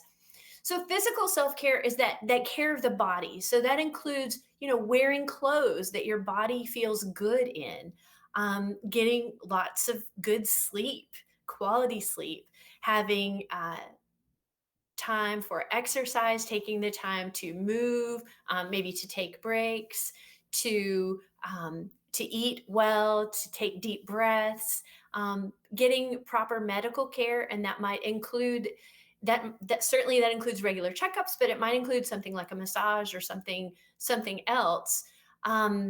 Taking vacations away from work. Now, I realize for most of us that's probably going to be a staycation, but on the weekend and during your breaks from work, really walking away from the computer and finding space where you really are taking a break away from things. Taking care of your body is an essential part of self-care. Also taking care of your emotions, really looking at one of the key factors in resilience is really taking care of those relationships, both reaching out to people at work, but also reaching out not just to colleagues, but also to people in your personal support circle. So that might be family members, it might be friends, it could be people in your spiritual community, it could be neighbors. So really taking care to nourish and nurture those relationships actually benefits you emotionally. Some other wonderful tips would be journaling. You can write or draw whatever you see, however you see fit, just to kind of get those feelings down and out of your body. Doing things that bring you joy, whatever that might be. It could be something as simple as blowing bubbles or playing a game with your own children. Or it could be, doing something fun with a friend, even at a distance. Really I know right now, we all have to make a concerted effort to meet up with friends and family members because we can't really do that in person as much due to um, contagion concerns. So really make that a priority in your life because that benefits you, and in turn that benefits your students. Psychological self-care, certainly a lot of those emotional things that I just talked about also add to this, but taking that time to reflect both on your teaching practice, but also on how you're feeling, how you're doing, what you're thinking. Are you thinking thoughts that are helping you, or are you thinking thoughts that are kind of getting in your way? That positive self-talk is going to go a long way as we all reach out and learn new things. All of the new technological parts of our way that we're reaching out to kids, they're really exciting, but they can be stressful. So just talking to yourself and saying, you know what, I will keep working. I can ask for help. Things like that. Tell yourself kind things. Taking time in nature, walking away from the computer, engaging in hobbies, allowing receiving from others. So when others are able to be present to you so that they can, when they listen to you, when they want to make dinner for you or do something like that, those are things that definitely say yes to. Say yes to other people helping. Therapy is a great resource, especially if you're feeling a high degree of stress. Um, our employee assistance program through JCPS is an incredible resource. And I know that the governor has also made therapeutic services free to everyone during the pandemic. So, because we work for the state, we do have an incredible perk, at least at this time. So, I would really urge you to go ahead and look at the resources that are available to you if you're feeling a high degree of stress. Meditation and mindfulness are also wonderful things for psychological self-care. And if you're interested in those, I know that Compassionate Schools Project offers some really great professional development opportunities. And I know that Terry Kendall, shameless self-promotion for the mental health practitioners, that's a great resource that Terry offers. So, and anyone would be welcome to attend those. So take a look at those on PD Central. They are really wonderful tools to help you to feel calmer and in the moment. Spiritual self-care, regardless of your belief system, is also super important. So being open to something that is bigger than you, that could be nature, it could be something religious or spiritual in nature, whatever that might be for you. Some ways of connecting with spiritual self-care are listed. That might be meditation or prayer or simply reflection. Expressing and feeling gratitude is something that's so crucial. It's great not just for your relationships, but it's actually, research indicates it's actually good for you as well. There are health benefits to gratitude. Gratitude increases resiliency and has positive impacts on health overall. Listening to inspiring music, taking time for silence and solitude in this busy, noisy world that we live in, taking time to really look at things like optimism and hope are super important right now when there is so much difficulty.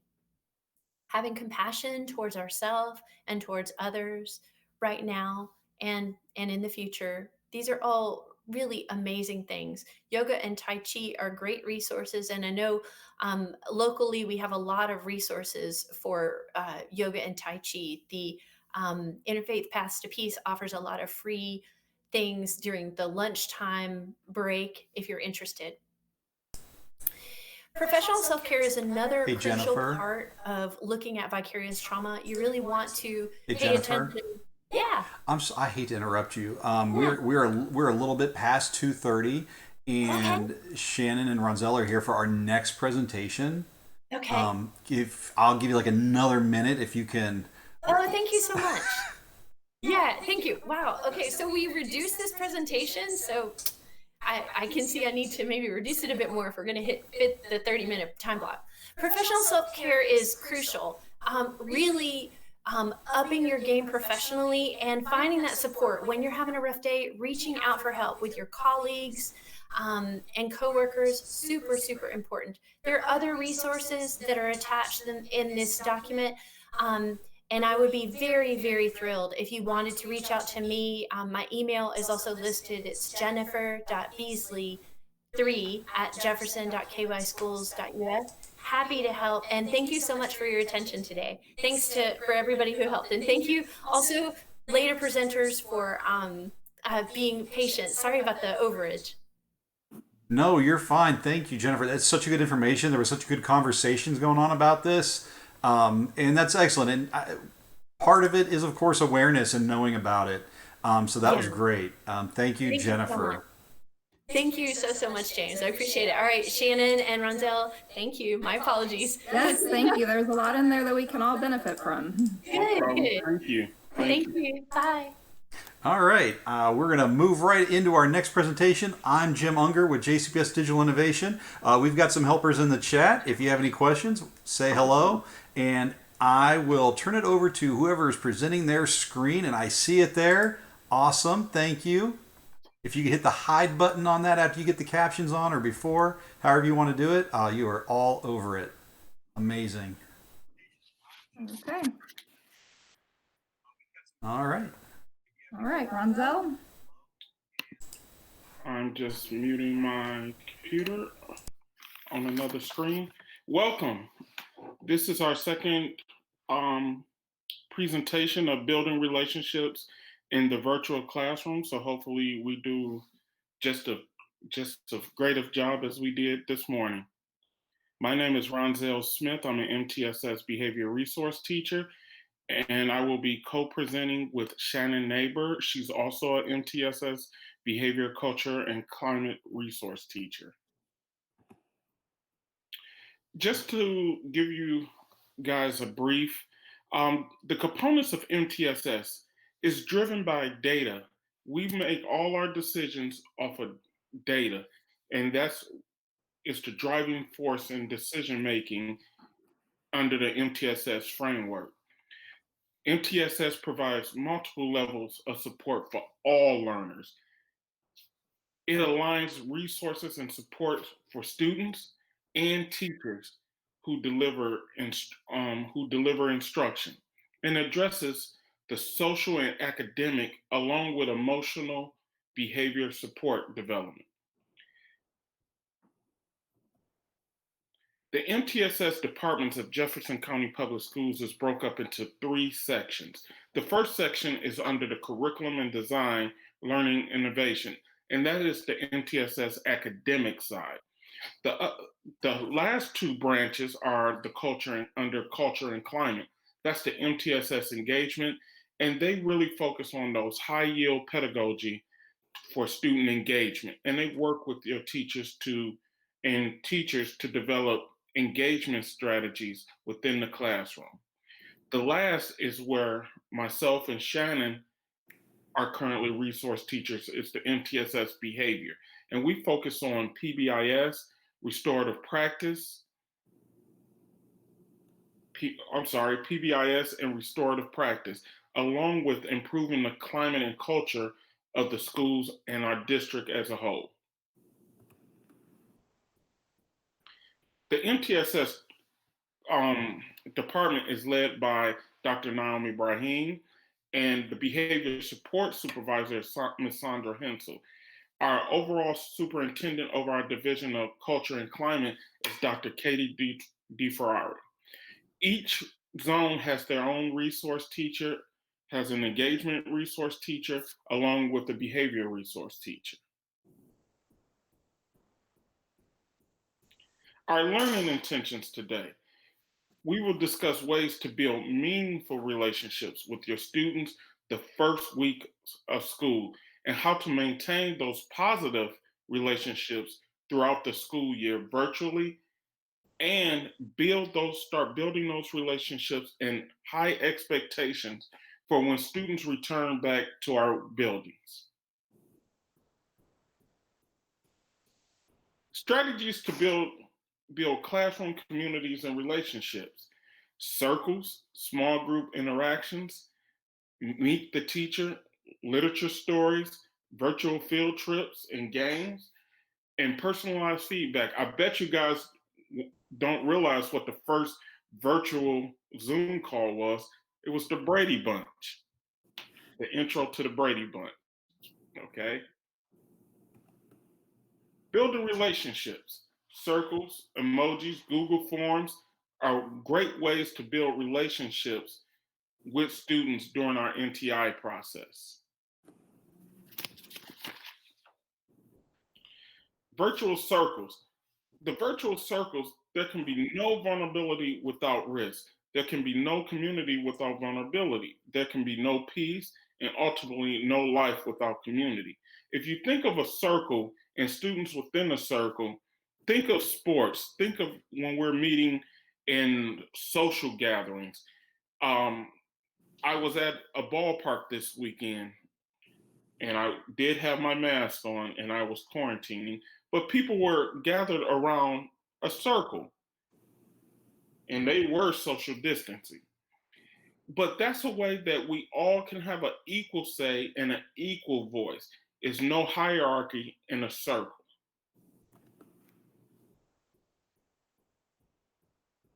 Why should we do circles? Naturally, as humans, we use circles to build relationship. We use circles to give people voice. It also promotes emotional well-being. Imagine yourself along with your friends sitting around a fireplace or a fire pit in your backyard. We're naturally in a circle. It empowers change, it empowers growth, and increases responsibility because we can hold each other equally responsible, especially your students, once you teach them those high expectations within the circle. And most of all, it creates a safe space. While teaching your students during the NTI process, such as in Google Meet, we have to set those norms, setting expectations around how long the answer should be. You might want to just tell your students, we're just going to go around and do a check-in using one word. That's a great way how to set the expectation. You also want to give purpose. What's the purpose today? It might be a temperature check. And what do I mean by a temperature check?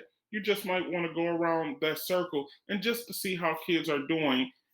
Again, you set the expectations on how we're going to go around. And establish questions, but don't worry, we have helped you guys develop questions for students for the first 6 weeks. And we'll get into that a little later. Actually, we're going to get into it right now. I can show it right now.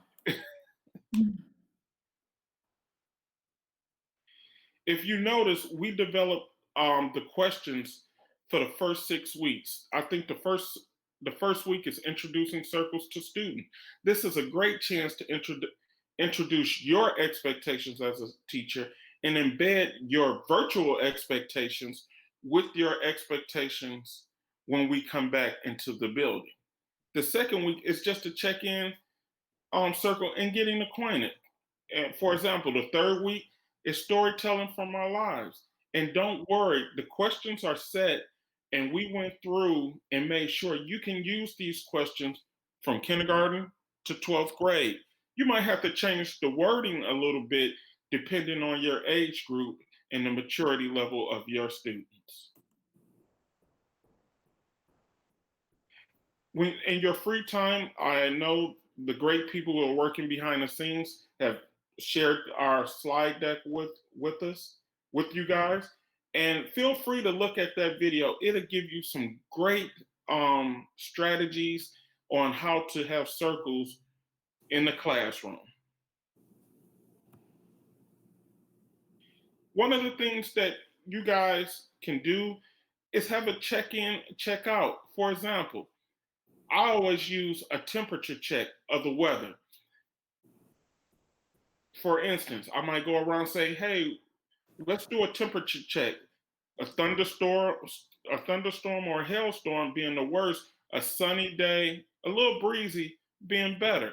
And kids can go around because we all can relate to a sunny day, meaning happy, and a thunderstorm being kind of sad. And that's a great way for kids to express to you what type of day they're having.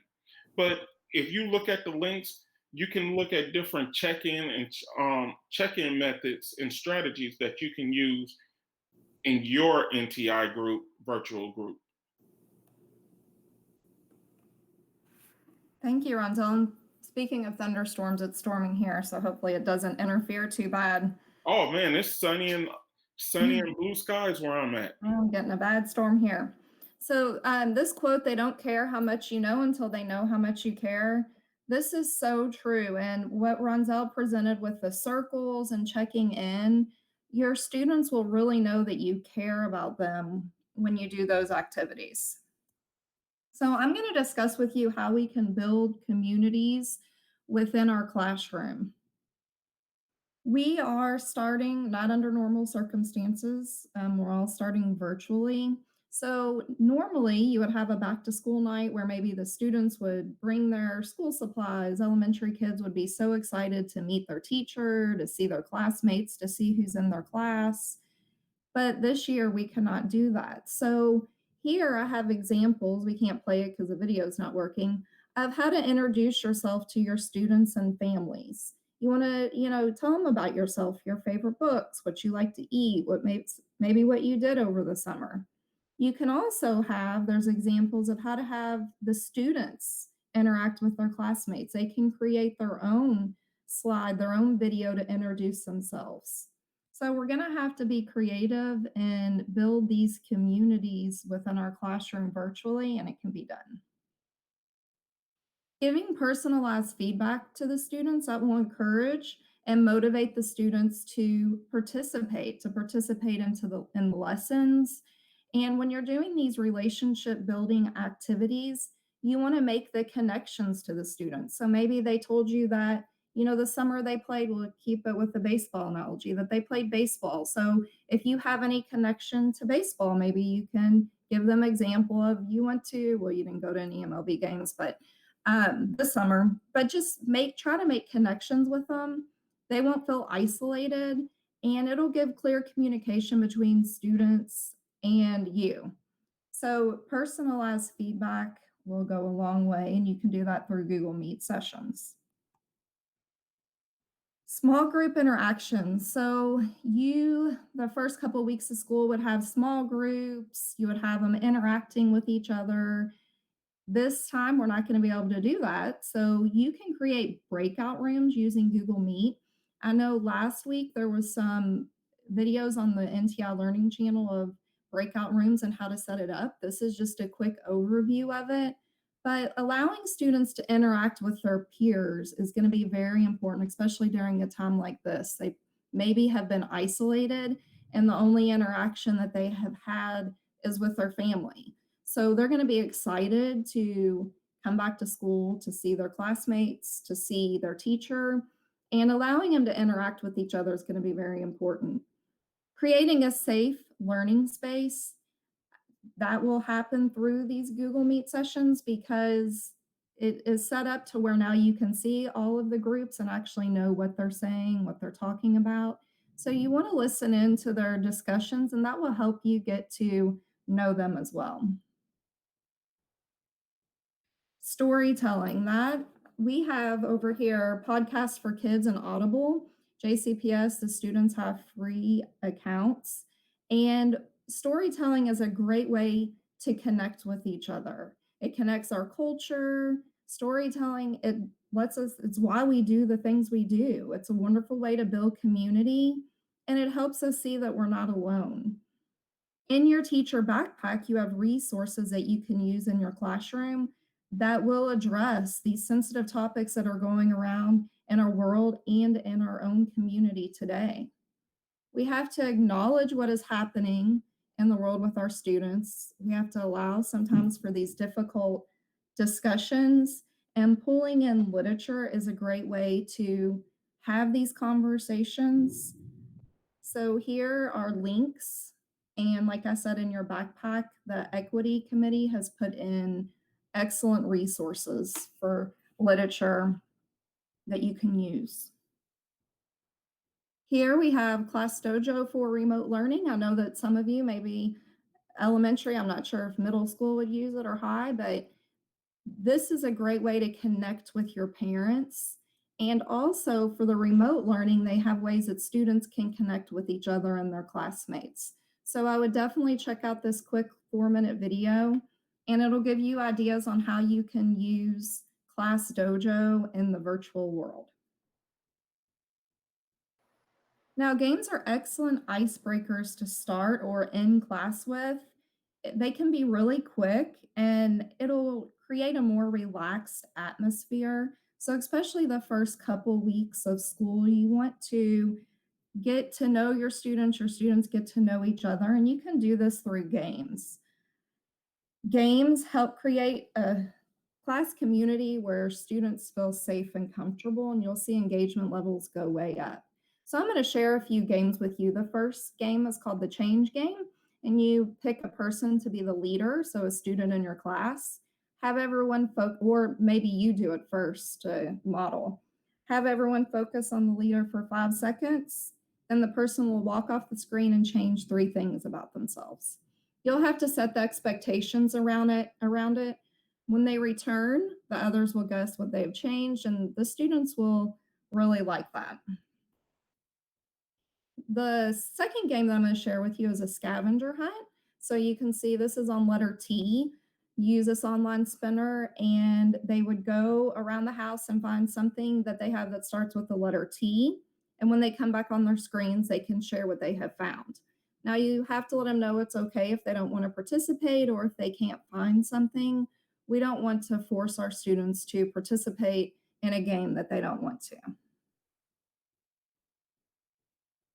We have here virtual field trips. So I have 3 resources here that you could use. Students, they maybe have not gone anywhere this summer, so you could have them choose a field trip that they would like to take and make it like a reward and incentive on Friday. For maybe they work for 2 weeks, and on that second Friday they can take a field trip. Here, the Scholastic, it gives you excellent lesson plans around the field trip, so pre-activities, and then you take the field trip and post-activities. So I would definitely check these field trip ideas out. It supports all learners, and it'll give the students something to look forward to, and that'll help build community within your classroom as well. And you could also invite the families to go on the field trip with you as well. The lunch with teacher, that is just something really quick. You could invite, 3 students, maybe even their parents, to eat lunch with you one day and just, talk to them and see how things are going. Just something very casual and relaxed, and that will also help build community. The last thing that I'm going to share with you is Kahoot. I know that some of you have used this in your classroom as far as games, and it's very interactive, and the students get involved and excited about it. There's also a remote learning for Kahoot. So I have a link right there for you to check it out. Here are all the resources that we have gone over today in our presentation and articles. So if you have any questions, please reach out to anyone in our MTSS behavior department and we would love to help you. Are there any questions in the chat that we need to go over? I can't see that right now. Ronzel's been a rock star, and he's on YouTube, and he is in the chat talking to people. So everything's been taken care of. Okay. I really enjoyed the resources you put up because there's so many in there. You say, virtual field trips, but then you've got links to, 25 different virtual field trips, and those can be very powerful and engaging for students. Yes, thank you. Is there Okay. Is there That is anything in all we particular that have. you'd like to share? Any resources that you'd like to highlight? Because you've got a few minutes, and I don't mind giving it to you. I can certainly run my mouth and talk, but if you guys I'll have let things to you. share, have at it. Let me pull it back up.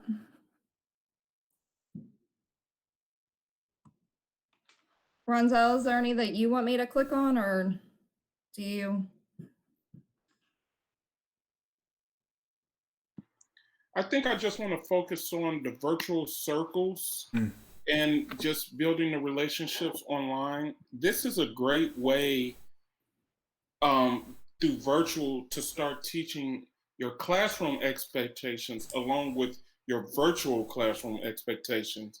And so when we go back to the building, kids should already have a fundamental sense of what your expectations are for your classroom, and you can start having those discussions on system building within your classroom. And so if you already know as a teacher where things are at, you could start preparing your students saying, hey guys, as we start getting closer to going back in person, during this transition, I want you to get up.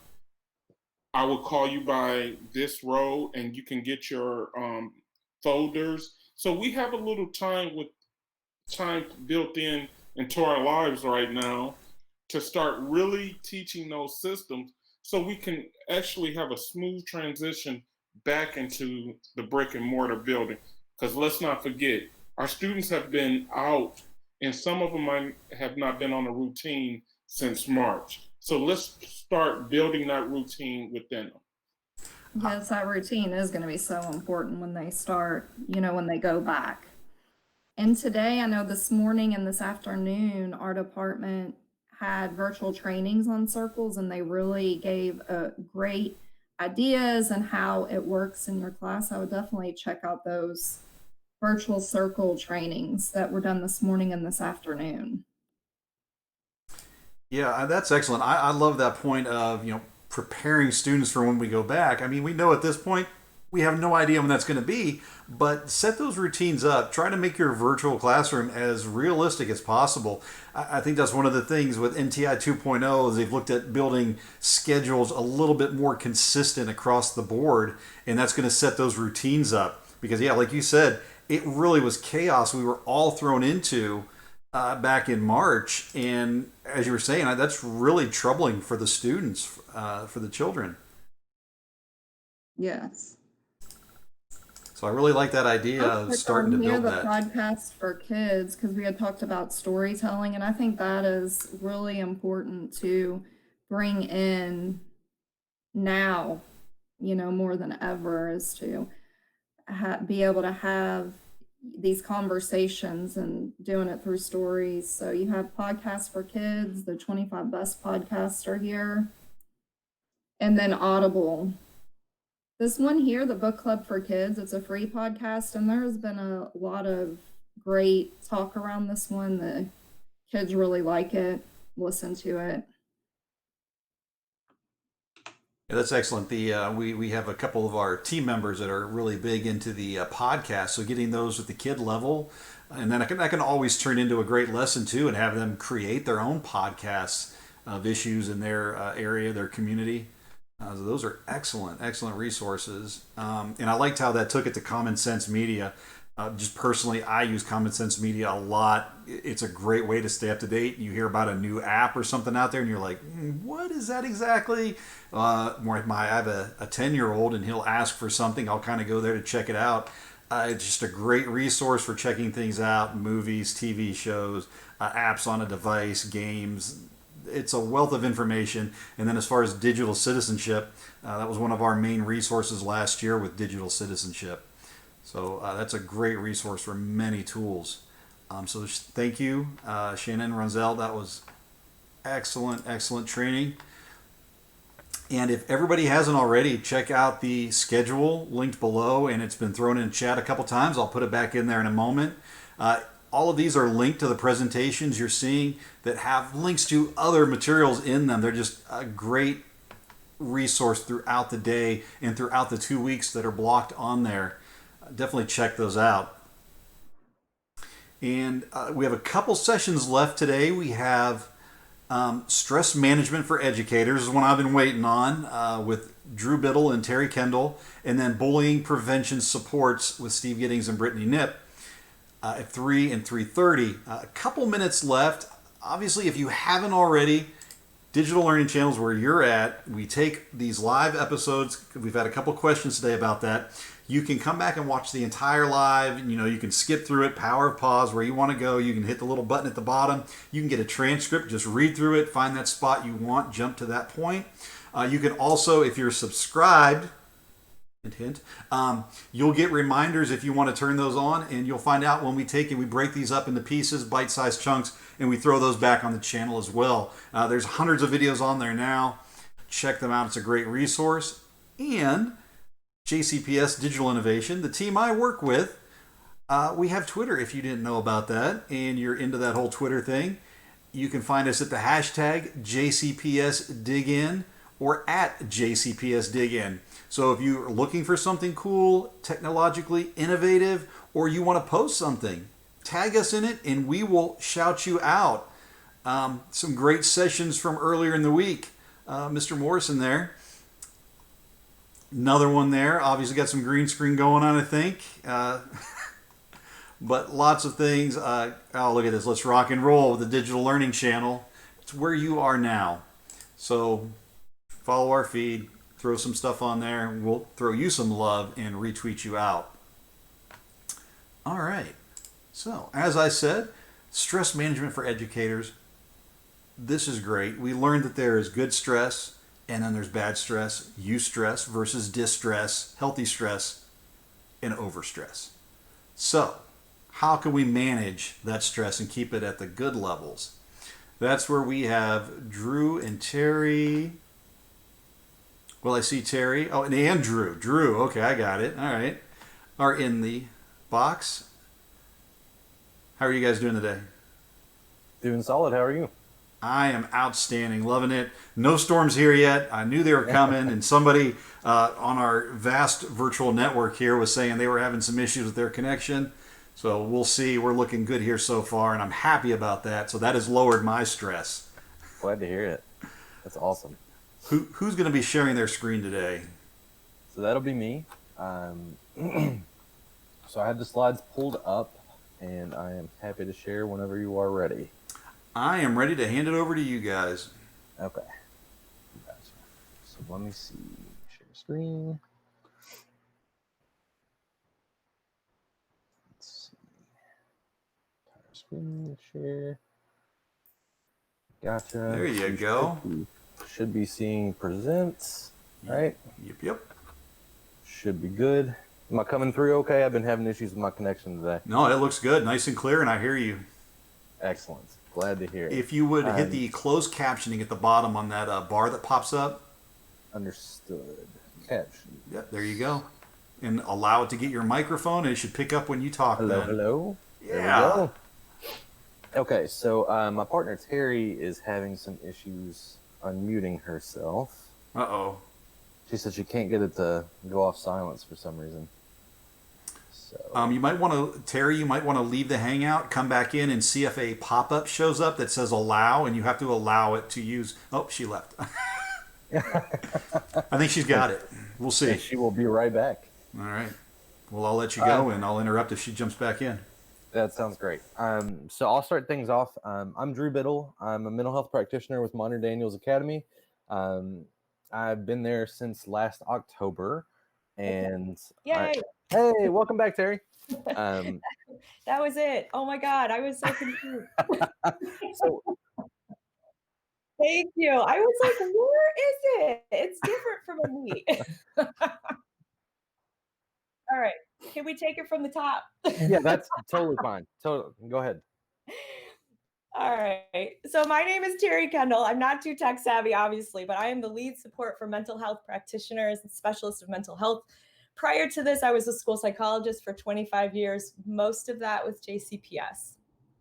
So, Drew, did you introduce yourself already? Well, so I started to. I'll do it again though. So I'm Drew Biddle. I'm a mental health practitioner with Monter Daniels. I've been there since last October. Before that, I worked for 7 years as a mental health counselor, so I've got a little bit of background there as well. Nice. Okay. So this is going to be a really interesting presentation because there's going to be a lot of questions to help with introspection to really figure out what you do now as opposed to what other things you can do. So hopefully you get a lot of much needed information because the world is crazy and we are all a little bit more stressed than usual. So for all purposes, let's start off with what is stress. Stress can be psychological, physiological, and behavioral. By definition, it's a mental or emotional tension from adverse or challenging circumstances.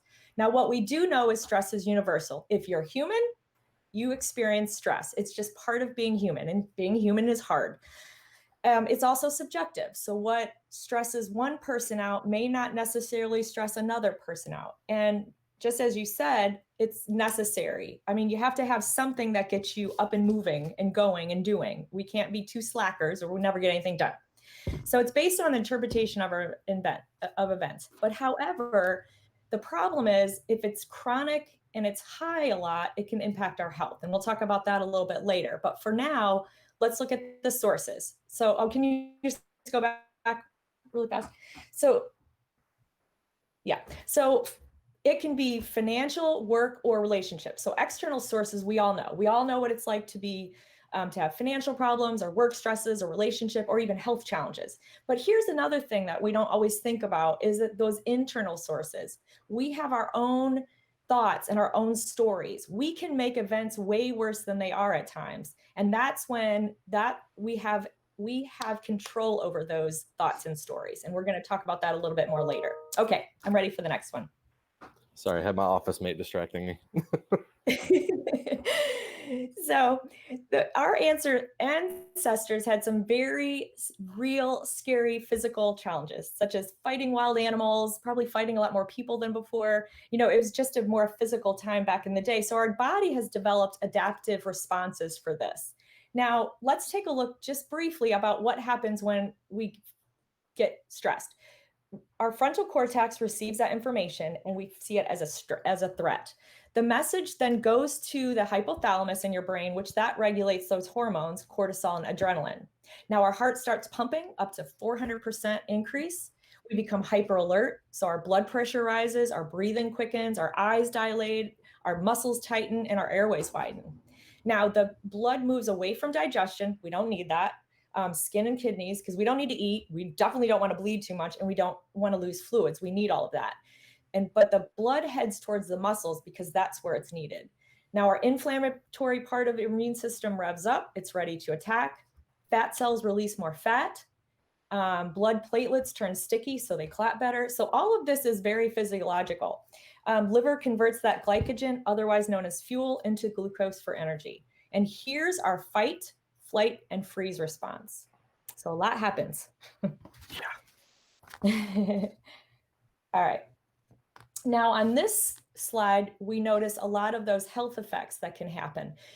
Stress is linked. I mean, research has shown it's linked to heart disease, high blood pressure, weakened immune system, obesity, diabetes. So yes, it's very important to listen to our body. So if you look up on these points, you see the bullet points, you're going to see sleeping issues like insomnia or oversleeping or nightmares. You see weight gain or loss, stomach pain, irritability, panic attacks. Bad habits can develop. So you've got smoking, drinking, drug use. just heartburn, social isolation, fatigue, nausea, all of these can just be mental that's affecting the physical. But here's the thing, neuroscientists have finally figured out that mind and body are the same. And that should help us know that to manage our stress is really important to our physical health. Okay. All right. So being an educator is a really tough job. And now with all the stress in education, trying to find new ways to teach our children, it's even harder. And I always say that, like, when we're around kids and our coworkers, that fills our love cup, right? I mean, kids hugging, being present with us, their smiles, all of that gives us a lot of satisfaction in our jobs. I know it was the best part about my job when I was a school psychologist, but now we don't get to see that all the time. So our stress is higher. But I tell you, it's really important to learn about stress management. So for our purposes, it's a set of techniques to help people deal with stress by analyzing stressors and finding positive ways to minimize its effects. So basically, it's important to understand your stress. So where do you feel that? What are your body cues when you first start to feel stress? Or maybe it's chronic and you're noticing you're getting more headaches or you're getting more stomach aches. But what does your stress look like as an individual? And then also identify stressors. So what's stressing you out? Where's those areas of your life that are very stressful and what can you do about it? What are those thoughts and stories you're repeatedly telling yourself and what can you do about it? And then learning your stress signals that you're dealing with. The first things that tell you you're stressed, you need to deal with something. And here's something to think about. What are your current strategies? What are your go-to strategies? Are they healthy? Are they unhealthy? Are they helpful? Are they unhelpful? So just thinking along those lines is a good place to just get started. Yeah, absolutely. And excuse me. And I think, one of the things that I probably should have, we probably should have started off the presentation with this, but if anybody has any questions or, there's something pressing that you really want to ask about on the current slide, please feel free to speak up. I can't see the chat, but I think Terry might be able to, and I know we have other people watching the chat, so please feel free to pipe up if you have a question. But like Terry was talking about, there's a lot of things that can impact our stress levels. Thoughts are something that I know personally, like I've dealt with this. I think pretty much everybody does at some point in their lives. And some people, it gets to the point where it's just like self-destructive. And the thoughts can be about a lot of different things that can contribute to stress. It can be the past, it can be the present, or it can be the future. It doesn't really matter. It's a wide variety of subjects too. Sometimes it's positive stress, like Terry was talking about. Like sometimes we need that extra push, or we need that extra little oomph to get us to where we need to be. So it's like, okay, I know that this important project is coming up for me, and I need to use my stress to fuel me to make sure that I'm getting the work done that I need to get done. Sometimes it can do the opposite, and it can become a little negative, a little overwhelming, and it gets to the point where it's like, okay, geez, I don't know what to do to deal with all of this, because I'm just like, I just want to shut down. I want to turtle up. I can't function. But sometimes, ways that we can combat that are the grateful thoughts. And some of those thoughts, it's like, you know what, like, I'm thankful for this thing that's in my life. And Terry's going to talk more about gratefulness later on in a little bit more detail, but it's just kind of things to have in the back of your mind. Where are my thoughts is what it comes down to. Kind of that metacognition.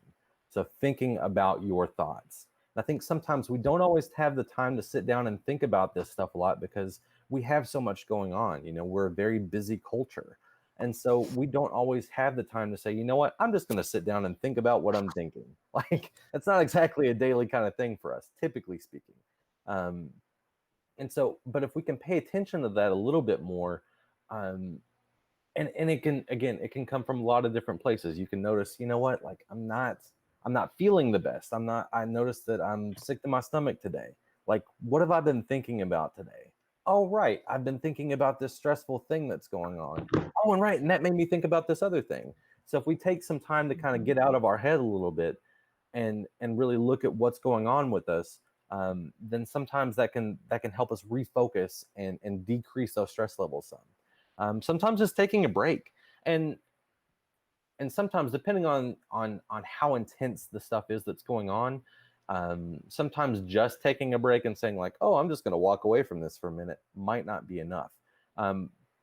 So sometimes we have to find not just a distraction, but a meaningful one. So, Terry and I talk about this a little bit later, but sometimes, so like if you really enjoy a good laugh and you haven't watched this comedy special that you've been wanting to watch, that might be the time to do it, or at least watch a clip of it or something that's going to be meaningful for you.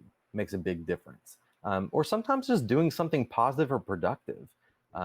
Doing something that makes you feel like, you know what, I'm contributing to my purpose, I'm serving the world in some form or fashion. That in itself can kind of break that monotony of those stressful thoughts and feelings. So one of the questions that we wanted to pose to you all is, are there beliefs about yourself, people, or situations that you can challenge a little bit? It doesn't necessarily mean like, oh, I'm a bad person for thinking these things. It's just, hey, you know what? Maybe I need to look at this a little bit more because this has been sticking around quite a bit.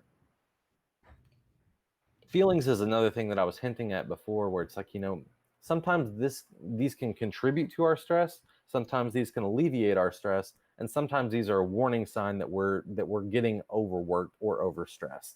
I think, again, much like the metacognition thing, we don't always sit down and think about this. So I think one of the really important things for us is to acknowledge our feelings in the first place and say like, wow, I'm feeling X, Y, and Z, whatever the feelings are that's going on. And it is perfectly normal to feel more than one thing at once. I know that sometimes we don't always want to acknowledge that or agree to that, but there was a beautiful picture of that that I used to have in my office, where it was like this big angry face in the middle, and it's like, what's behind that anger, right? So it's the same thing with stress. So I'm feeling really stressed. Well, what's behind that stress? Well, I'm a little bit worried, I'm a little bit anxious, I'm a little bit depressed. I have all these different things that are feeding into this stress. So if we can kind of break that apart a little bit and examine that a little bit more, I think a lot of the times that'll kind of bring that stress level back down some. But feelings can protect us and they can guide us. And then sometimes it's the exact opposite, just like our thoughts. Sometimes they break us down. But I think if you get nothing else from my part of this training, like one of the most important things is to be gentle with yourself and not judge yourself, because we all have these feelings and thoughts at some point in our lives. And so I think taking the time to be gentle with yourself and not judge yourself so much on, oh man, I'm in this rut, or I'm not at this place that I should be, or I'm not thinking these things that I should be. You know what? Like, it all serves a purpose and it's there for a reason. So I think if we take the time to acknowledge that instead of just trying to shove it to the side, it can make a big difference for us. And so, again, one of those things that we want to kind of have in the back of your mind is, where can you use those positive affirmations or imagery to help your feelings become a little bit more pleasant? Sometimes all it takes is one, and then you have the ripple effect that comes out of that, right? So, okay, well, I dropped this one good thing into the bucket, and even though that doesn't seem significant, it made these things a little bit more bearable. And now I can deal with these, and now I can deal with these, and it kind of ripples out. So physical and behavioral responses, I think, are another thing that deserves a lot of attention. And Terry will get into a lot more of this because she's like the mindfulness guru at this point. But paying a little bit more attention to some of your physical signs of things, because I think a lot of the times we have a lot of these things that can go in combination that just kind of go ignored. And we don't even recognize the effect that they're having until it's gotten to the point where it's like, okay, geez, I'm overwhelmed. But sometimes just paying attention to your breathing, like, I'm gonna slow things down a little bit and actually like pay attention to my breathing. Am I breathing really heavy? Or do I need to slow things down a little bit more to give me some time to deal with the stress that's going on in my life? And I'm not saying that we need, I know some people get it like, oh, this is very wooey, but like, I know that, but taking that time to do something very simple that's very little cost to you can have a major impact on your ability to refocus and reset. So, am I even breathing through my nose? Is my breathing deep or is it shallow? So slowing that down and focusing on that gets your mind off of all that other stuff that's going on, and it gives you more opportunity to recenter, reset, and readdress the things that are going on. Sleep is a big one, and I'll be honest with you, like, I'm horrible at monitoring my sleep. I'm a parent. I have other interests going on, and so sometimes at night, like, that's the only time that I give myself that opportunity. But like, how much sleep are you getting a night, and what does your sleep hygiene look like? You could get 10 hours of sleep, but if it's at 4-hour increments because you're waking up because you have to go do X, Y, and Z, you need to write this thought down, you need to go use the bathroom, whatever, it's not necessarily restful sleep. So paying a little bit more attention to how much time are you giving to re-energize yourself and reset things and fill that cup back up. Movement is another huge one. And it doesn't have to be going to the gym and lifting 50,000 pounds a day. It can just be, I'm gonna get out of my chair and walk around my house for a minute, or go up and down some stairs, or just walk outside and walk around my area for a minute, whatever the case may be. Any form of movement is good movement. So like, how much are you doing that during the day? Nutrition's another huge one. What fuel are you putting into your body? Are you putting something into your body that's going to help it function at a high level, or are you filling it with stuff that's probably not going to do you any favors later? So those are really important things to pay attention to. Self-expression is another one that I think goes overlooked a lot of times, because it's like, sometimes we don't give ourselves the opportunity to go to a colleague or go to somebody that we really care about and just talk about what's going on in our mind. It's like, I don't need any problem solving. I just need to vent. I just need this thing to get out of my head. So thinking about what works for you. How do you like to express yourself? What are some things that you can do to reduce that stress level, whether it's writing or talking or whatever the case may be? What works for you? Self-talk's another really big one, and this is one that I've had to work on quite a bit myself, where it's like, what messages are you sending yourself? Are you saying, I can't do this, there's no way I'll ever be able to do this, I'm stupid for even trying this? Or are you saying, you know what, like, things happen, I messed up, but I'm working on it, and I'm giving myself permission to just exist in this space and continue to try and improve myself? Those self-affirmations and those positive messages that you can give yourself, they don't have to be, I'm not saying like, oh, okay, well, I'm going to be a superhero tomorrow. Like, that's not realistic. But what I can say is, you know what? I'm not going to be a superhero tomorrow, and I can't go fix everything for everybody. But what I can do is make sure I at least reach out to somebody, and I know that that's something that I can do, and I'm good at that. So finding those things that you can do to boost yourself up a little bit and get yourself back to where you want to be, that's the important part. So, things that we want you to ask yourself: are you speaking kindly and compassionately to yourself? Are you cutting yourself some slack and recognizing that you're human just like the rest of us? Or at least I would hope so. And then, would you speak to your best friend the way that you're speaking to yourself? So are you saying things to yourself that you would say to someone else? Because if not, maybe it's time to check that a little bit and say, you know what, like, maybe I need to be just a little bit kinder to myself. We're all our own worst critic. That's normal. But there comes a point where it's like, enough is enough. And then, reframing those negative thoughts, saying, you know what, like, yeah, maybe I messed up at this thing, but I'm going to do this different, or I can do this. So just things to think about. All right, relationships. Haha. So as we know, relationships can be a very significant source of stress from time to time. They definitely have a major impact on our lives, whether that's positive or negative. So at this time, take a second just to assess your relationships in your life, family and friends. Which ones are supportive and loving? Are there people in your life that you're close to? And who are the people that you share both the good and the bad news with? And we all have these people. Who feels draining to you? Who taxes your energy? Where can boundaries be set? Can we improve our boundaries? Can we be more assertive? How fulfilling is our social life and activities with other people? And where can you be assertive rather than passive and aggressive? And then also, are you laughing with your friends? So laughing, we know, reduces stress. It's a very, very quick stress relief. It's a very good stress management technique is to laugh. But at this point, really think about your relationships because they can have a major impact on your source of stress. So right there is a great place to start to see who in your life, and we all have those people where they're like a small dose friends. Like, who do we need to maybe limit that time with? Where can we do a little bit better in our life? And what can we do? Where are we allowing people to walk all over us? And just really knowing what to do. Who triggers us a lot and what can we do about that? Okay.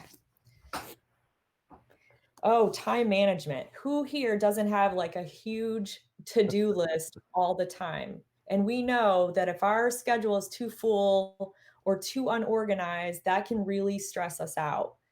So this might be something to do, is to review your daily schedule to really figure out what activities do you absolutely have to do, but what can you change around, do a different time, do a different way? What can you become more efficient at? What things can you delegate to somebody else? What things do you need to say no to? Because we all probably have, we're helpers by nature if we're in the education world. So, but where can we tweak that a little bit more? Which activities are not as important?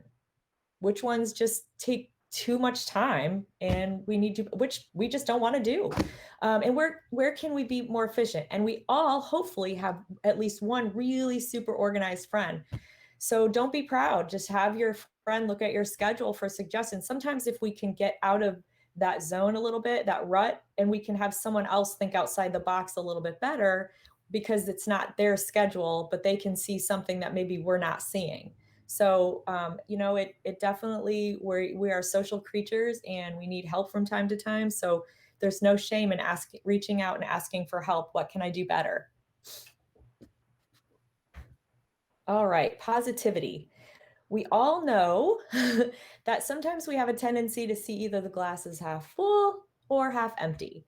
So we need to think about where can we shift our attitude to positive? Like as Drew said in an earlier slide, where can our thoughts change a little bit more so that we see the silver lining or the bright spot? Research has definitely proven that gratitude lowers stress and improves physical and psychological health. I know that's a way I start the day. I get my coffee ready and I write down 3 things that I'm grateful for, and I just get that space to start the day in a positive way. And so that gives me that time to just not think about my stress, but it just makes me happy. So just experiencing gratitude, showing gratitude, writing it down, saying it, those are all great ways to lower your stress. Letting go. What is out of your control? What are you holding on so tightly? Where are your attachments and what can you release? There's always those areas of life that we just get so attached. And what can we? And maybe this is a time when, we need a counselor or a therapist or a close friend or family member that can really help us think outside the box, because we've gotten into such a kind of a rut as far as how we're thinking all the time. We've got these knee-jerk reactions about how we're handling stress or that we're handling situations. Also, are we incorporating fun activities in our daily life? All of us should have some hobbies, interests, and passions, and try not to say I don't have time. It's very important to do something nice and fun and that you feel good about, and it's just your bright spot in your life. At least daily, near daily, if you can't do daily, but that's important. That's something that you don't have a life that's just so many obligations, that you really do something that's fun. And again, we're going to keep pushing the comedies. I know when I feel really heavy, I go to my Netflix. I'm like, I look for comedies or fun shows because I just want to laugh, or I look at fun videos on YouTube because I just want to laugh. So those are all things that you can do. Resilience is huge. There's no other way to put it. And I think that we're all resilient by nature. I think one of our biggest strengths as human beings is our ability to adapt and overcome stressful situations. So I think recognizing that and knowing that, I've come through a lot already. So that's my evidence that I can do it, and I'm going to continue to do that. So what are some ways that you do that? Well, building social support is a huge one.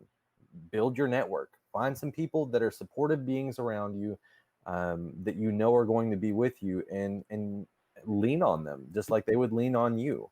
Know that crises are not impossible challenges to overcome, and accept change as a part of life. I mean, that's, if there's one constant in life, it's that things are going to change on us. So recognizing that and being willing to roll with the punches a little bit is a huge resource. You know, hope and optimism and taking care of yourself. I mean, all of these are very important. So I don't want to insult your all's intelligence by reading through all of these, but I mean, you get the drift. Oh, mindfulness, my favorite. This is probably one of the best stress management tools we have. This is where we just totally change our thoughts and our feelings. Mindfulness is basically noticing our thoughts, feelings, and sensation in the present moment, the here and now. But here's the trick. We want to do that without attaching negative or judgmental thoughts. So it's a very, very simple concept, but it's not so easy. And I know right now, because the world is just crazy and we don't want to get too far away from today, I say this often, peace is in the present. So we know that if we get too far in the future, we know that's an illusion. Our mind's making that up. And we know that it takes away from the joy that is in the moment. We're not going to enjoy our present because we're constantly worrying about something that may never happen. And I know sometimes, like my daughter says this, well, I'm preparing myself. Yeah, but it doesn't really work. So, and then as all the past as well, what do we need to grieve to move forward? And mindfulness is a way that we observe the moment with an attitude of kindness and curiosity. And we set an intention of compassion and healing rather than fixing. So self-care, very important. It's so important for educators. If you're a teacher, it has been shown to improve your emotional state, which affects your classroom and ultimately determines if you continue in the profession, because teachers have a very high burnout rate, which is basically emotional exhaustion. So it's really important that you take good care of yourself.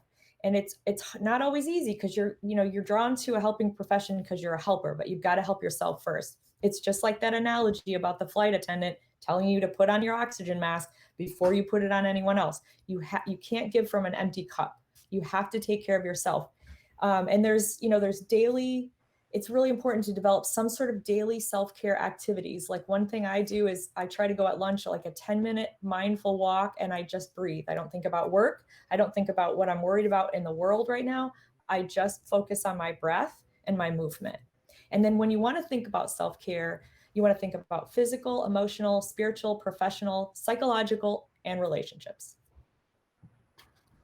And the last thing that we want to leave you all with is that it's okay to not feel okay. Ultimately, like, sometimes we're just going to have bad days, or we're going to have tough times in our life. I mean, COVID hasn't made things easy on anybody. And nobody has all the answers. So there's absolutely no shame in reaching out to somebody, some trusted person in your life. Or, if you've gotten to the point where things are just way too much, talking to a professional, there's no shame in that either. So we want to encourage you all, like, if you are feeling stressed, if you are feeling these things, please reach out to someone, because it makes a huge difference. And so with that, I'll stop my share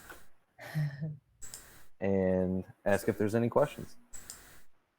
I haven't seen any questions in the chat. A lot of people just totally agreeing with you. The wonderful Miss Rebecca Reynolds was saying she really needed to hear so much of this today, and I think that was the general consensus. I mean, it's good to know, because it's beginning of the year is always a stressful time, whether that's good or bad, but it's always a lot, and this year is probably different than I think anybody in education today has ever experienced. So definitely stressful, and it's great to hear that it's okay to think about yourself, what you're doing, what you're going through. If you can't work on something, get some help. Don't feel bad about asking. Nope.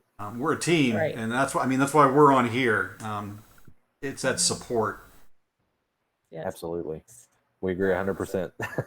Cooking. Janice Youngblood said cooking is very therapeutic. I got to agree. I really like to cook. My wife tends to bake, but it all adds, Absolutely. to that return. Then you can go for a walk after, so it's okay. Yes. Maybe not today, but yes, absolutely. All right. Well, thank you two. That was excellent. I truly enjoyed that. No problem. Thank you for having us. Oh, no problem. Thank you for being here. And as always, this is the JCPS Digital Learning Channel. You can check the schedule. We have one more session today, and so many people still hanging around, and I love that. At 3:30 on a day, we have Steve Giddings Bye, and everybody. Brittany Nip. Oh, I hear some people saying hello. Who's saying hello? Terry was saying bye. Oh, Terry's saying bye. Thank you, Terry. Yep. See Bye, y'all later. Drew. Thank you. Brittany and Steven, are you there? I see your pictures down there. Yes, we are here. Thank you. Awesome. We're here. How are you two today? Good. Wonderful.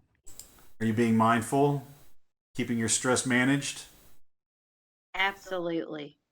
All right, very important session here on bullying prevention, which takes on a whole new life in the virtual world. So it's very important. Who will be presenting today? I am going to share my screen. You're going to share? All right, Brittany. Yes. And hopefully, earlier I had trouble with my closed captioning, so hopefully Okay. we can fix that. Yeah, we'll work through it. It'll be all right. Okay. There you go.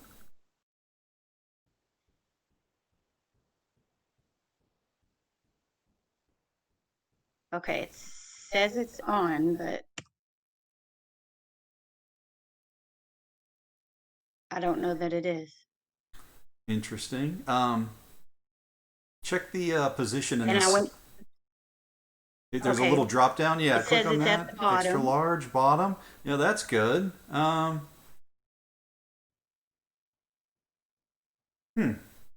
So was there a pop-up Yeah, it when did. you first did that said allow? Because it'll ask the first time you do it if it can use your microphone to make sure it's okay. And if you Yes, don't and allow I it, said yes. huh? And I hear you fine, so know. it should be picking you up. Well, you know Right. what? We And can it struggle earlier through without it. It'll be wouldn't fine. When we recut Okay. these up and post them back, YouTube does have a closed caption feature of its own, which is an excellent tool. Okay. So we will move Perfect. on and we will not get hung up on that. No problem. Okay, thank you.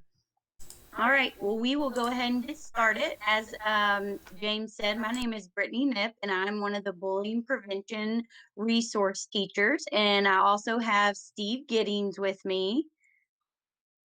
Hi, everybody.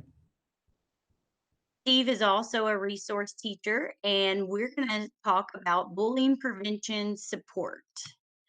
Again, here's our department. Our supervisor is Miss Crystal Carter. Resource teachers, again, Mr. Steve Giddings, and myself, Brittany Nip.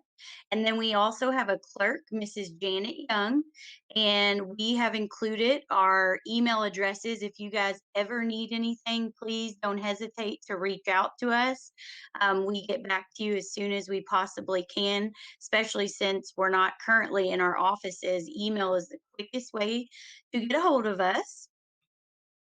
And quickly, we're just going to go over what our department does. A lot of times when we've done these PDs, people are very interested to know that our department exists and that we offer services. So our purpose is to provide educational resources and support to all JCPS stakeholders concerning anything to do with bullying prevention. And these educational resources and supports, we want to build capacity within the learner, whether that be a student or an adult, because we're really trying to increase awareness, reduce bullying behavior, aid persons involved in bullying situations, and most importantly, increase positive culture and climate within each school and our district as a whole. People are interested or don't know, and when they find out it's interesting to them, we are not a department that handles disciplinary actions. Now, we do support administrators and teachers and staff and parents, and we might guide them through that or offer suggestions, but we do not handle disciplinary action. We offer educational presentations and resources regarding bullying prevention, and we come to schools and give those in classrooms. We do staff PD, we work with families, and we've also given presentations within the community as well. We monitor and distribute tip line reports that come in off the bullying hotline, and then we communicate with the appropriate assistant superintendent as needed. We conference with students, staff, and or parents as requested concerning anything bullying prevention. We even go into classrooms and we can observe students in effort to help pinpoint possible bullying activity and just give the teachers, you all, as much support as possible. And we also offer recommendations in an effort to help reduce the opportunity for bullying to take place in the classroom, within common areas of the school, or throughout the district. We are all trained as OVEAS Bullying Prevention Program trainers, and we're certified to train nationally to create a sustainable team within a school. So our department is small, but we do a lot of things to help throughout the district that a lot of people just aren't aware of. So we want to start with the definition of bullying as used by JCPS, and you might see this poster hanging up whether you're on a JCPS campus, you're in a counselor's office, you're at Van Hoos, you're in a classroom, but it defines bullying, and we want to make sure as I'm reading this definition, because it's so important, that when you think of bullying and bullying situations, you keep in mind there's three key components of bullying, which we say it's deliberate, it's repetitive, or it has repetition. There's also an imbalance of power. So JCPS defines bullying as repeated and deliberate physical, verbal, or social attacks or intimidation directed towards another person. There's a real or perceived imbalance of power between the person displaying bullying behavior and the person harmed. Bullying may be done by one individual or a group and is repeated or has the potential to be repeated. Cyberbullying is bullying that takes place using electronic technology. And then under that, we have the website and the hotline number to file any bullying tip line reports. And Steve will go into more details at the end of the slide presentation. So I want you to think for a minute, teachers, of a kid that I'm probably getting ready to describe that might have been in one of your classrooms, because we're going to focus on the signs of a student who might possibly be getting bullied. And there are different signs that you can look for in kids that they might show you or they might not show you. So I want you to close your eyes and I want you to think about, who do you see when I'm reading this? We're looking for students who have frequent complaints of headaches or stomach aches. They're nervous, they're anxious, they're nail biters, they're stuttering. They have a decreased self-esteem or overall change in their mood or personality. Maybe they were really outgoing and all of a sudden they're withdrawn or they're not wanting to participate anymore.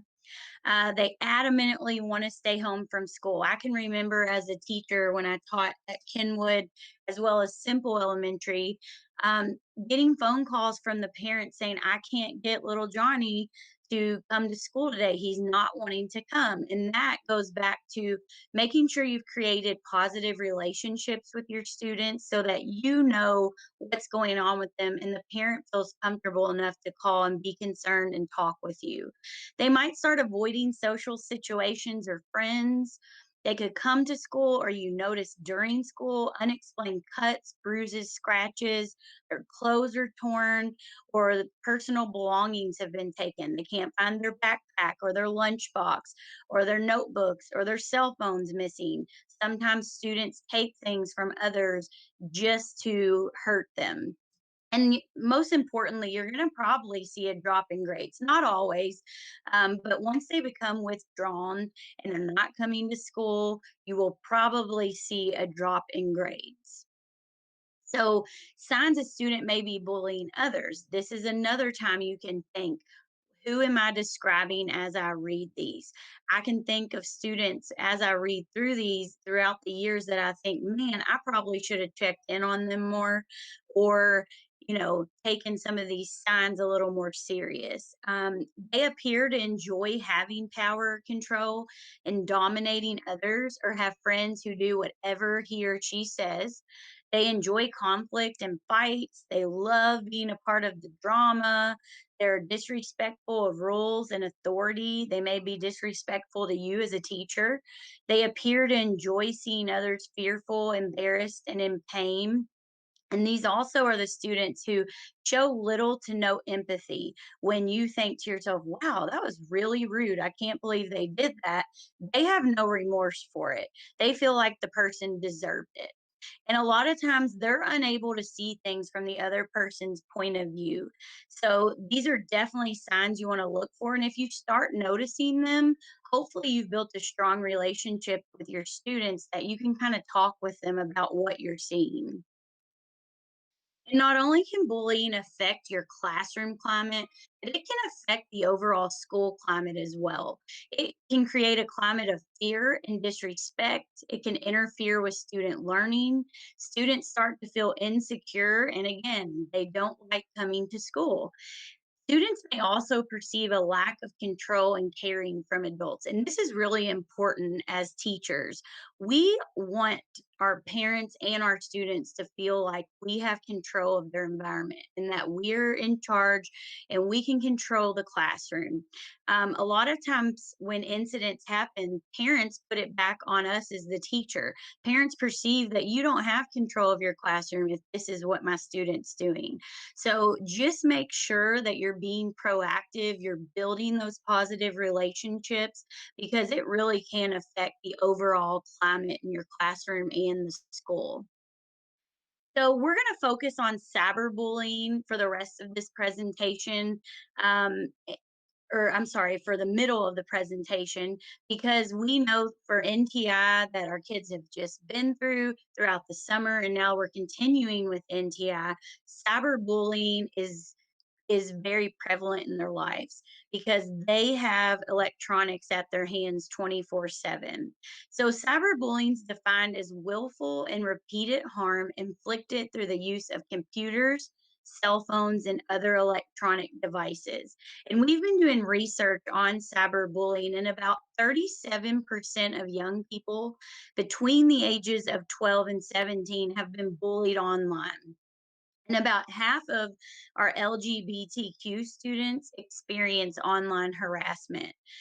60% of young people have seen this happen online and do nothing. And only 1 out of 10 people bullied online tell a parent or an adult because, again, they don't want to be in trouble. They don't want to get involved, and their friends, call them a snitch or that they're tattletaling all the time.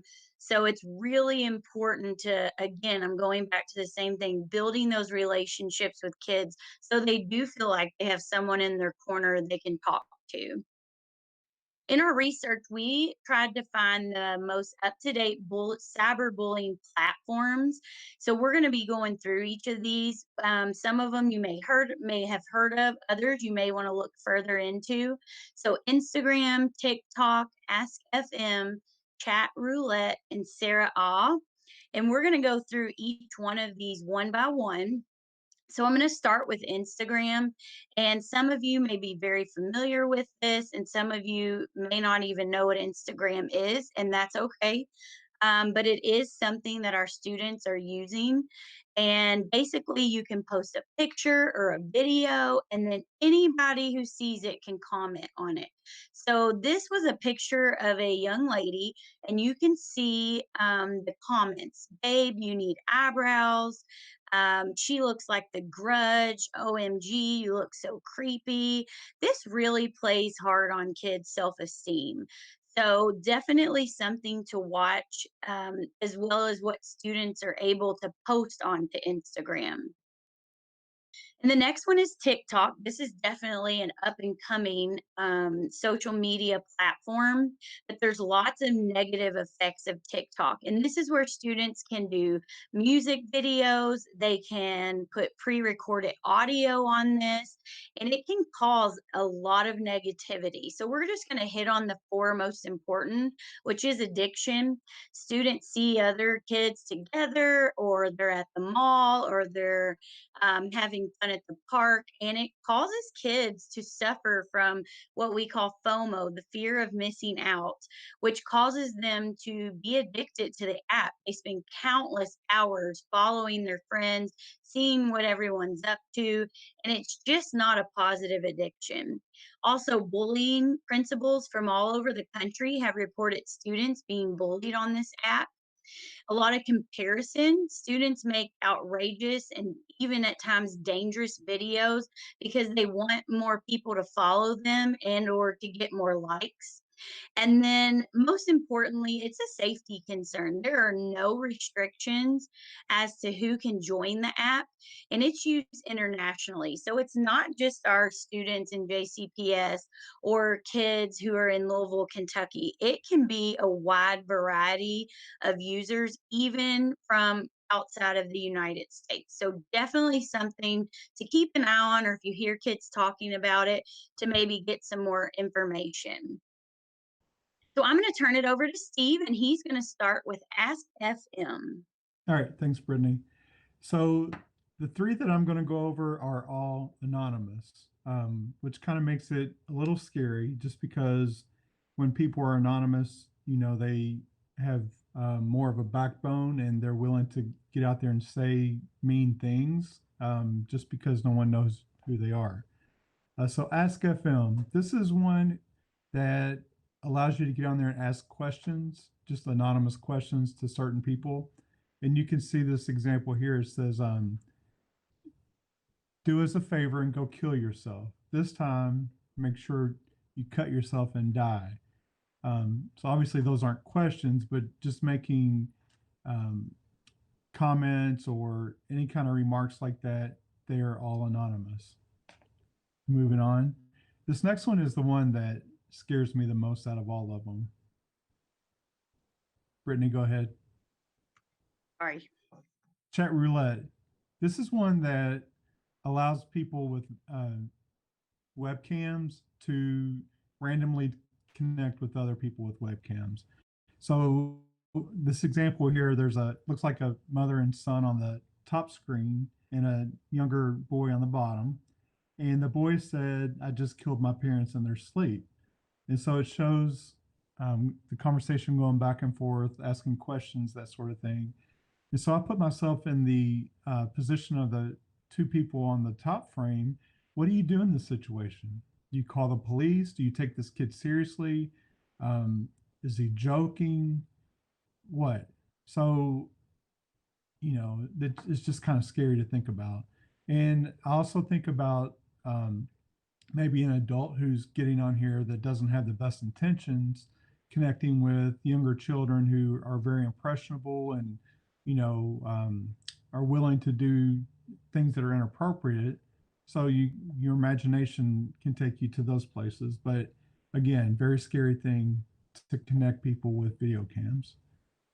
The next one is Sarah. This is another anonymous site that gets you on and allows you to just post messages on other people's accounts. And in this situation, it's making it look like this person knows say the victim, but the person who they're replying to here. Says, hi, Kimmy, would you like to meet up? Because we haven't seen each other for a while. How about 2:30 at the park by your house? I have a present for you. So again, this could be an adult that is up to no good, or even other young people who are up to no good, and luring somebody to a place where they could get into some trouble. So again, just think of this when our students are on these apps, your own children are on these apps. And while I'm talking about this, over the summer, we did mini PDs that go further in detail with a lot of these apps and platforms. And there's also some apps out there that allow parents and guardians to look at what their children are doing online so they can monitor. It's monitoring apps. And we have resources that allows you to see all of those, more detail. So if you're interested in that, please reach out to us. I'll show you our emails again at the end of the presentation. Give us a call, email, whatever, we can get that information to you.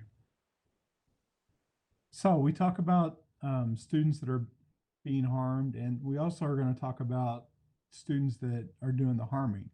You notice we're getting away from the verbiage of calling someone a victim or a bully. We want to now say the students that are being harmed and the person who's doing the harm. We want to get away from those labels because they could do just as much harm sometimes. So when a student comes up to you and tells you that something's going on, they're scared or they've been hurt, one thing that we suggest to do is use something called the 4 A's. So the first thing you want to do is affirm the student's feelings. You're going to let them know it's okay to feel angry. It's okay to feel upset. It's okay to be scared, embarrassed. We all have those feelings. That's normal. And I would feel the same way if I were you, if something like this were to happen.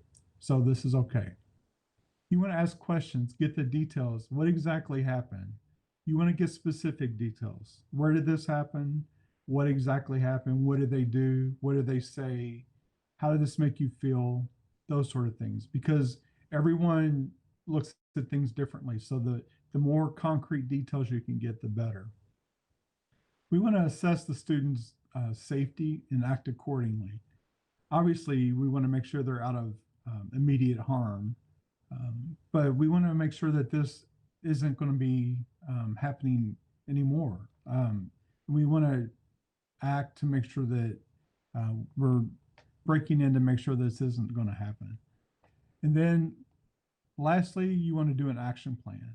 Now, this doesn't have to be some drawn out long plan. It could be something very simple, but you want to get the students' input on that. You want to create it with the student who's been harmed. Ask them, what can we do to make you feel better? What can we do to make you feel safe at school? Because as teachers, our number one goal should be the safety of our students at all times. So if a student comes to you and says that so-and-so is talking about them or so-and-so is threatening them, we need to take this seriously, because if you ignore it or if you kind of blow it off, is that kid going to feel like you're supporting them? No. So again, safety should be our number one goal for our students. So create that action plan, making them feel safe. And then lastly, you want to check up on that child to make sure that this action plan is actually working, and follow up. Don't just assume because you don't hear anything the next week or two that everything's good. Follow up, because that student may be scared to come back to you and say anything. All right, supporting the students who have caused the harm. So we want to be pretty straight with these students. You want to identify the problem, and you're going to let them know, I'm going to report this. I heard you say this. I saw you do this. Give them concrete examples and let them know I'm required to report this. You're going to apply appropriate and logical consequences. If you can handle this in the classroom and it's appropriate, so be it. If you need to take it to the administration to get their recommendations or their advice, that's fine as well. If you need to call our department after you've talked to your administrators and maybe your team leaders, whoever, and you've gotten responses and things aren't working, you can call our department. We're there for advice whenever you need us. You're going to generate future solutions with the student. This is going to happen again, probably. What are you going to do if so-and-so looks at you funny in the hallway? What are you going to do if someone laughs at you on the playground? Think about these things so we can make appropriate decisions and have appropriate actions when this does happen again. And then you're going to help this child build empathy. And I know this is a lot easier said than done, but this kind of comes natural. How would you feel if, make it personal to them? How would you feel if someone did this to your brother or your sister? How would you feel if someone said this about your mother or your grandmother? Those sort of things. So doing that actually helps build empathy. And again, with this child, you're also going to follow up to make sure the plan's working. Don't just assume that it's one and done. You talk to them and things are fine and everything's good now, because that's usually not the case. We need to follow up. And I know we need to wrap it up. So I'm going to go through this kind of quick. So if we get calls, well, when we get calls, because we get tons of calls every day, we get calls from APs, principals, and especially parents. So the first thing we say is, have you contacted the classroom teacher? So that's our first step. And then we're going to have them communicate their concerns with the school administrator. And then sometimes they'll request a meeting, and our office, someone from our office can come to those meetings if you prefer. And then we ask them to submit a tip line report. They can do that either online or over the phone. It's the same questions on both mediums. The people on the phone are trained to handle people who are stressed with maybe anxiety or having some suicidal tendencies, that sort of thing. So they are trained in that.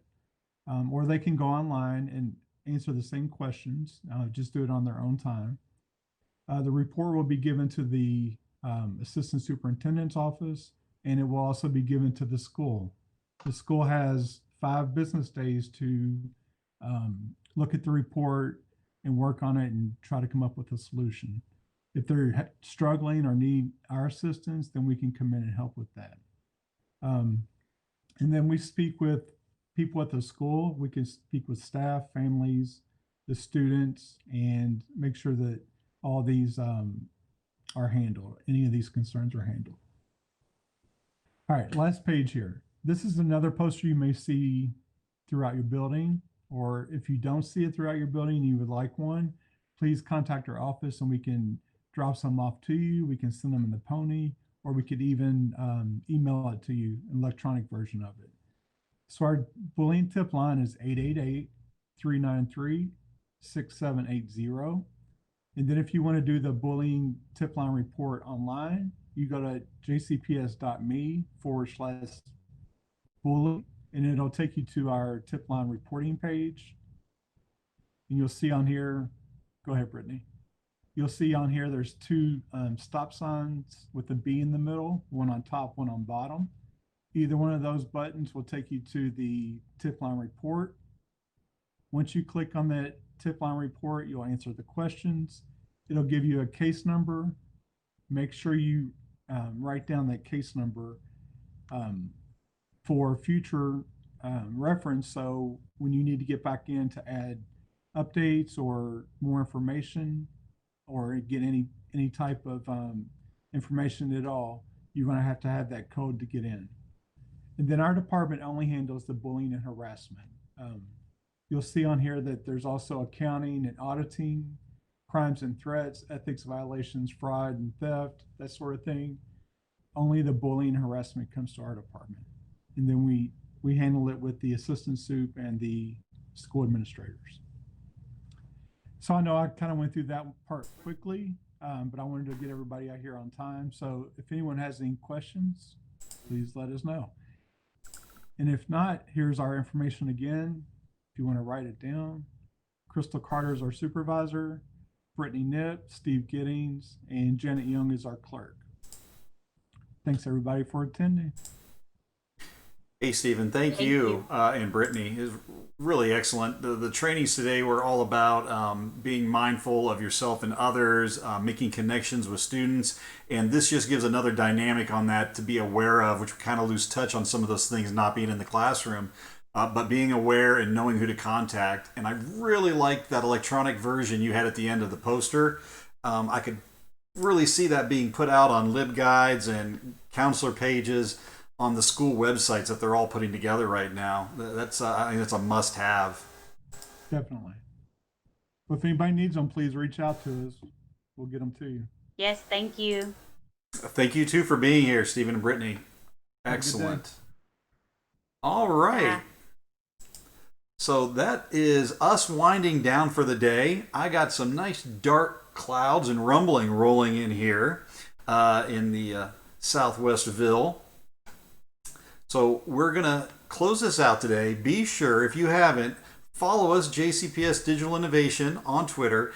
Hit that subscribe button below. Stay in touch with the Digital Learning Channel. So much good information. Don't forget, 10 o'clock tomorrow, not here, but on the JCPS YouTube, Dr. Marty Polio will be doing his big introduction for the school year. Everyone should be attending and watching that, seeing what's going on. We'll be there. So don't be here. Be there. All right. You guys have a great day. We'll see you back. We have more days of training coming up. 10 o'clock tomorrow. The other YouTube channel, you know. But have a great day, everyone. Thank you for being here.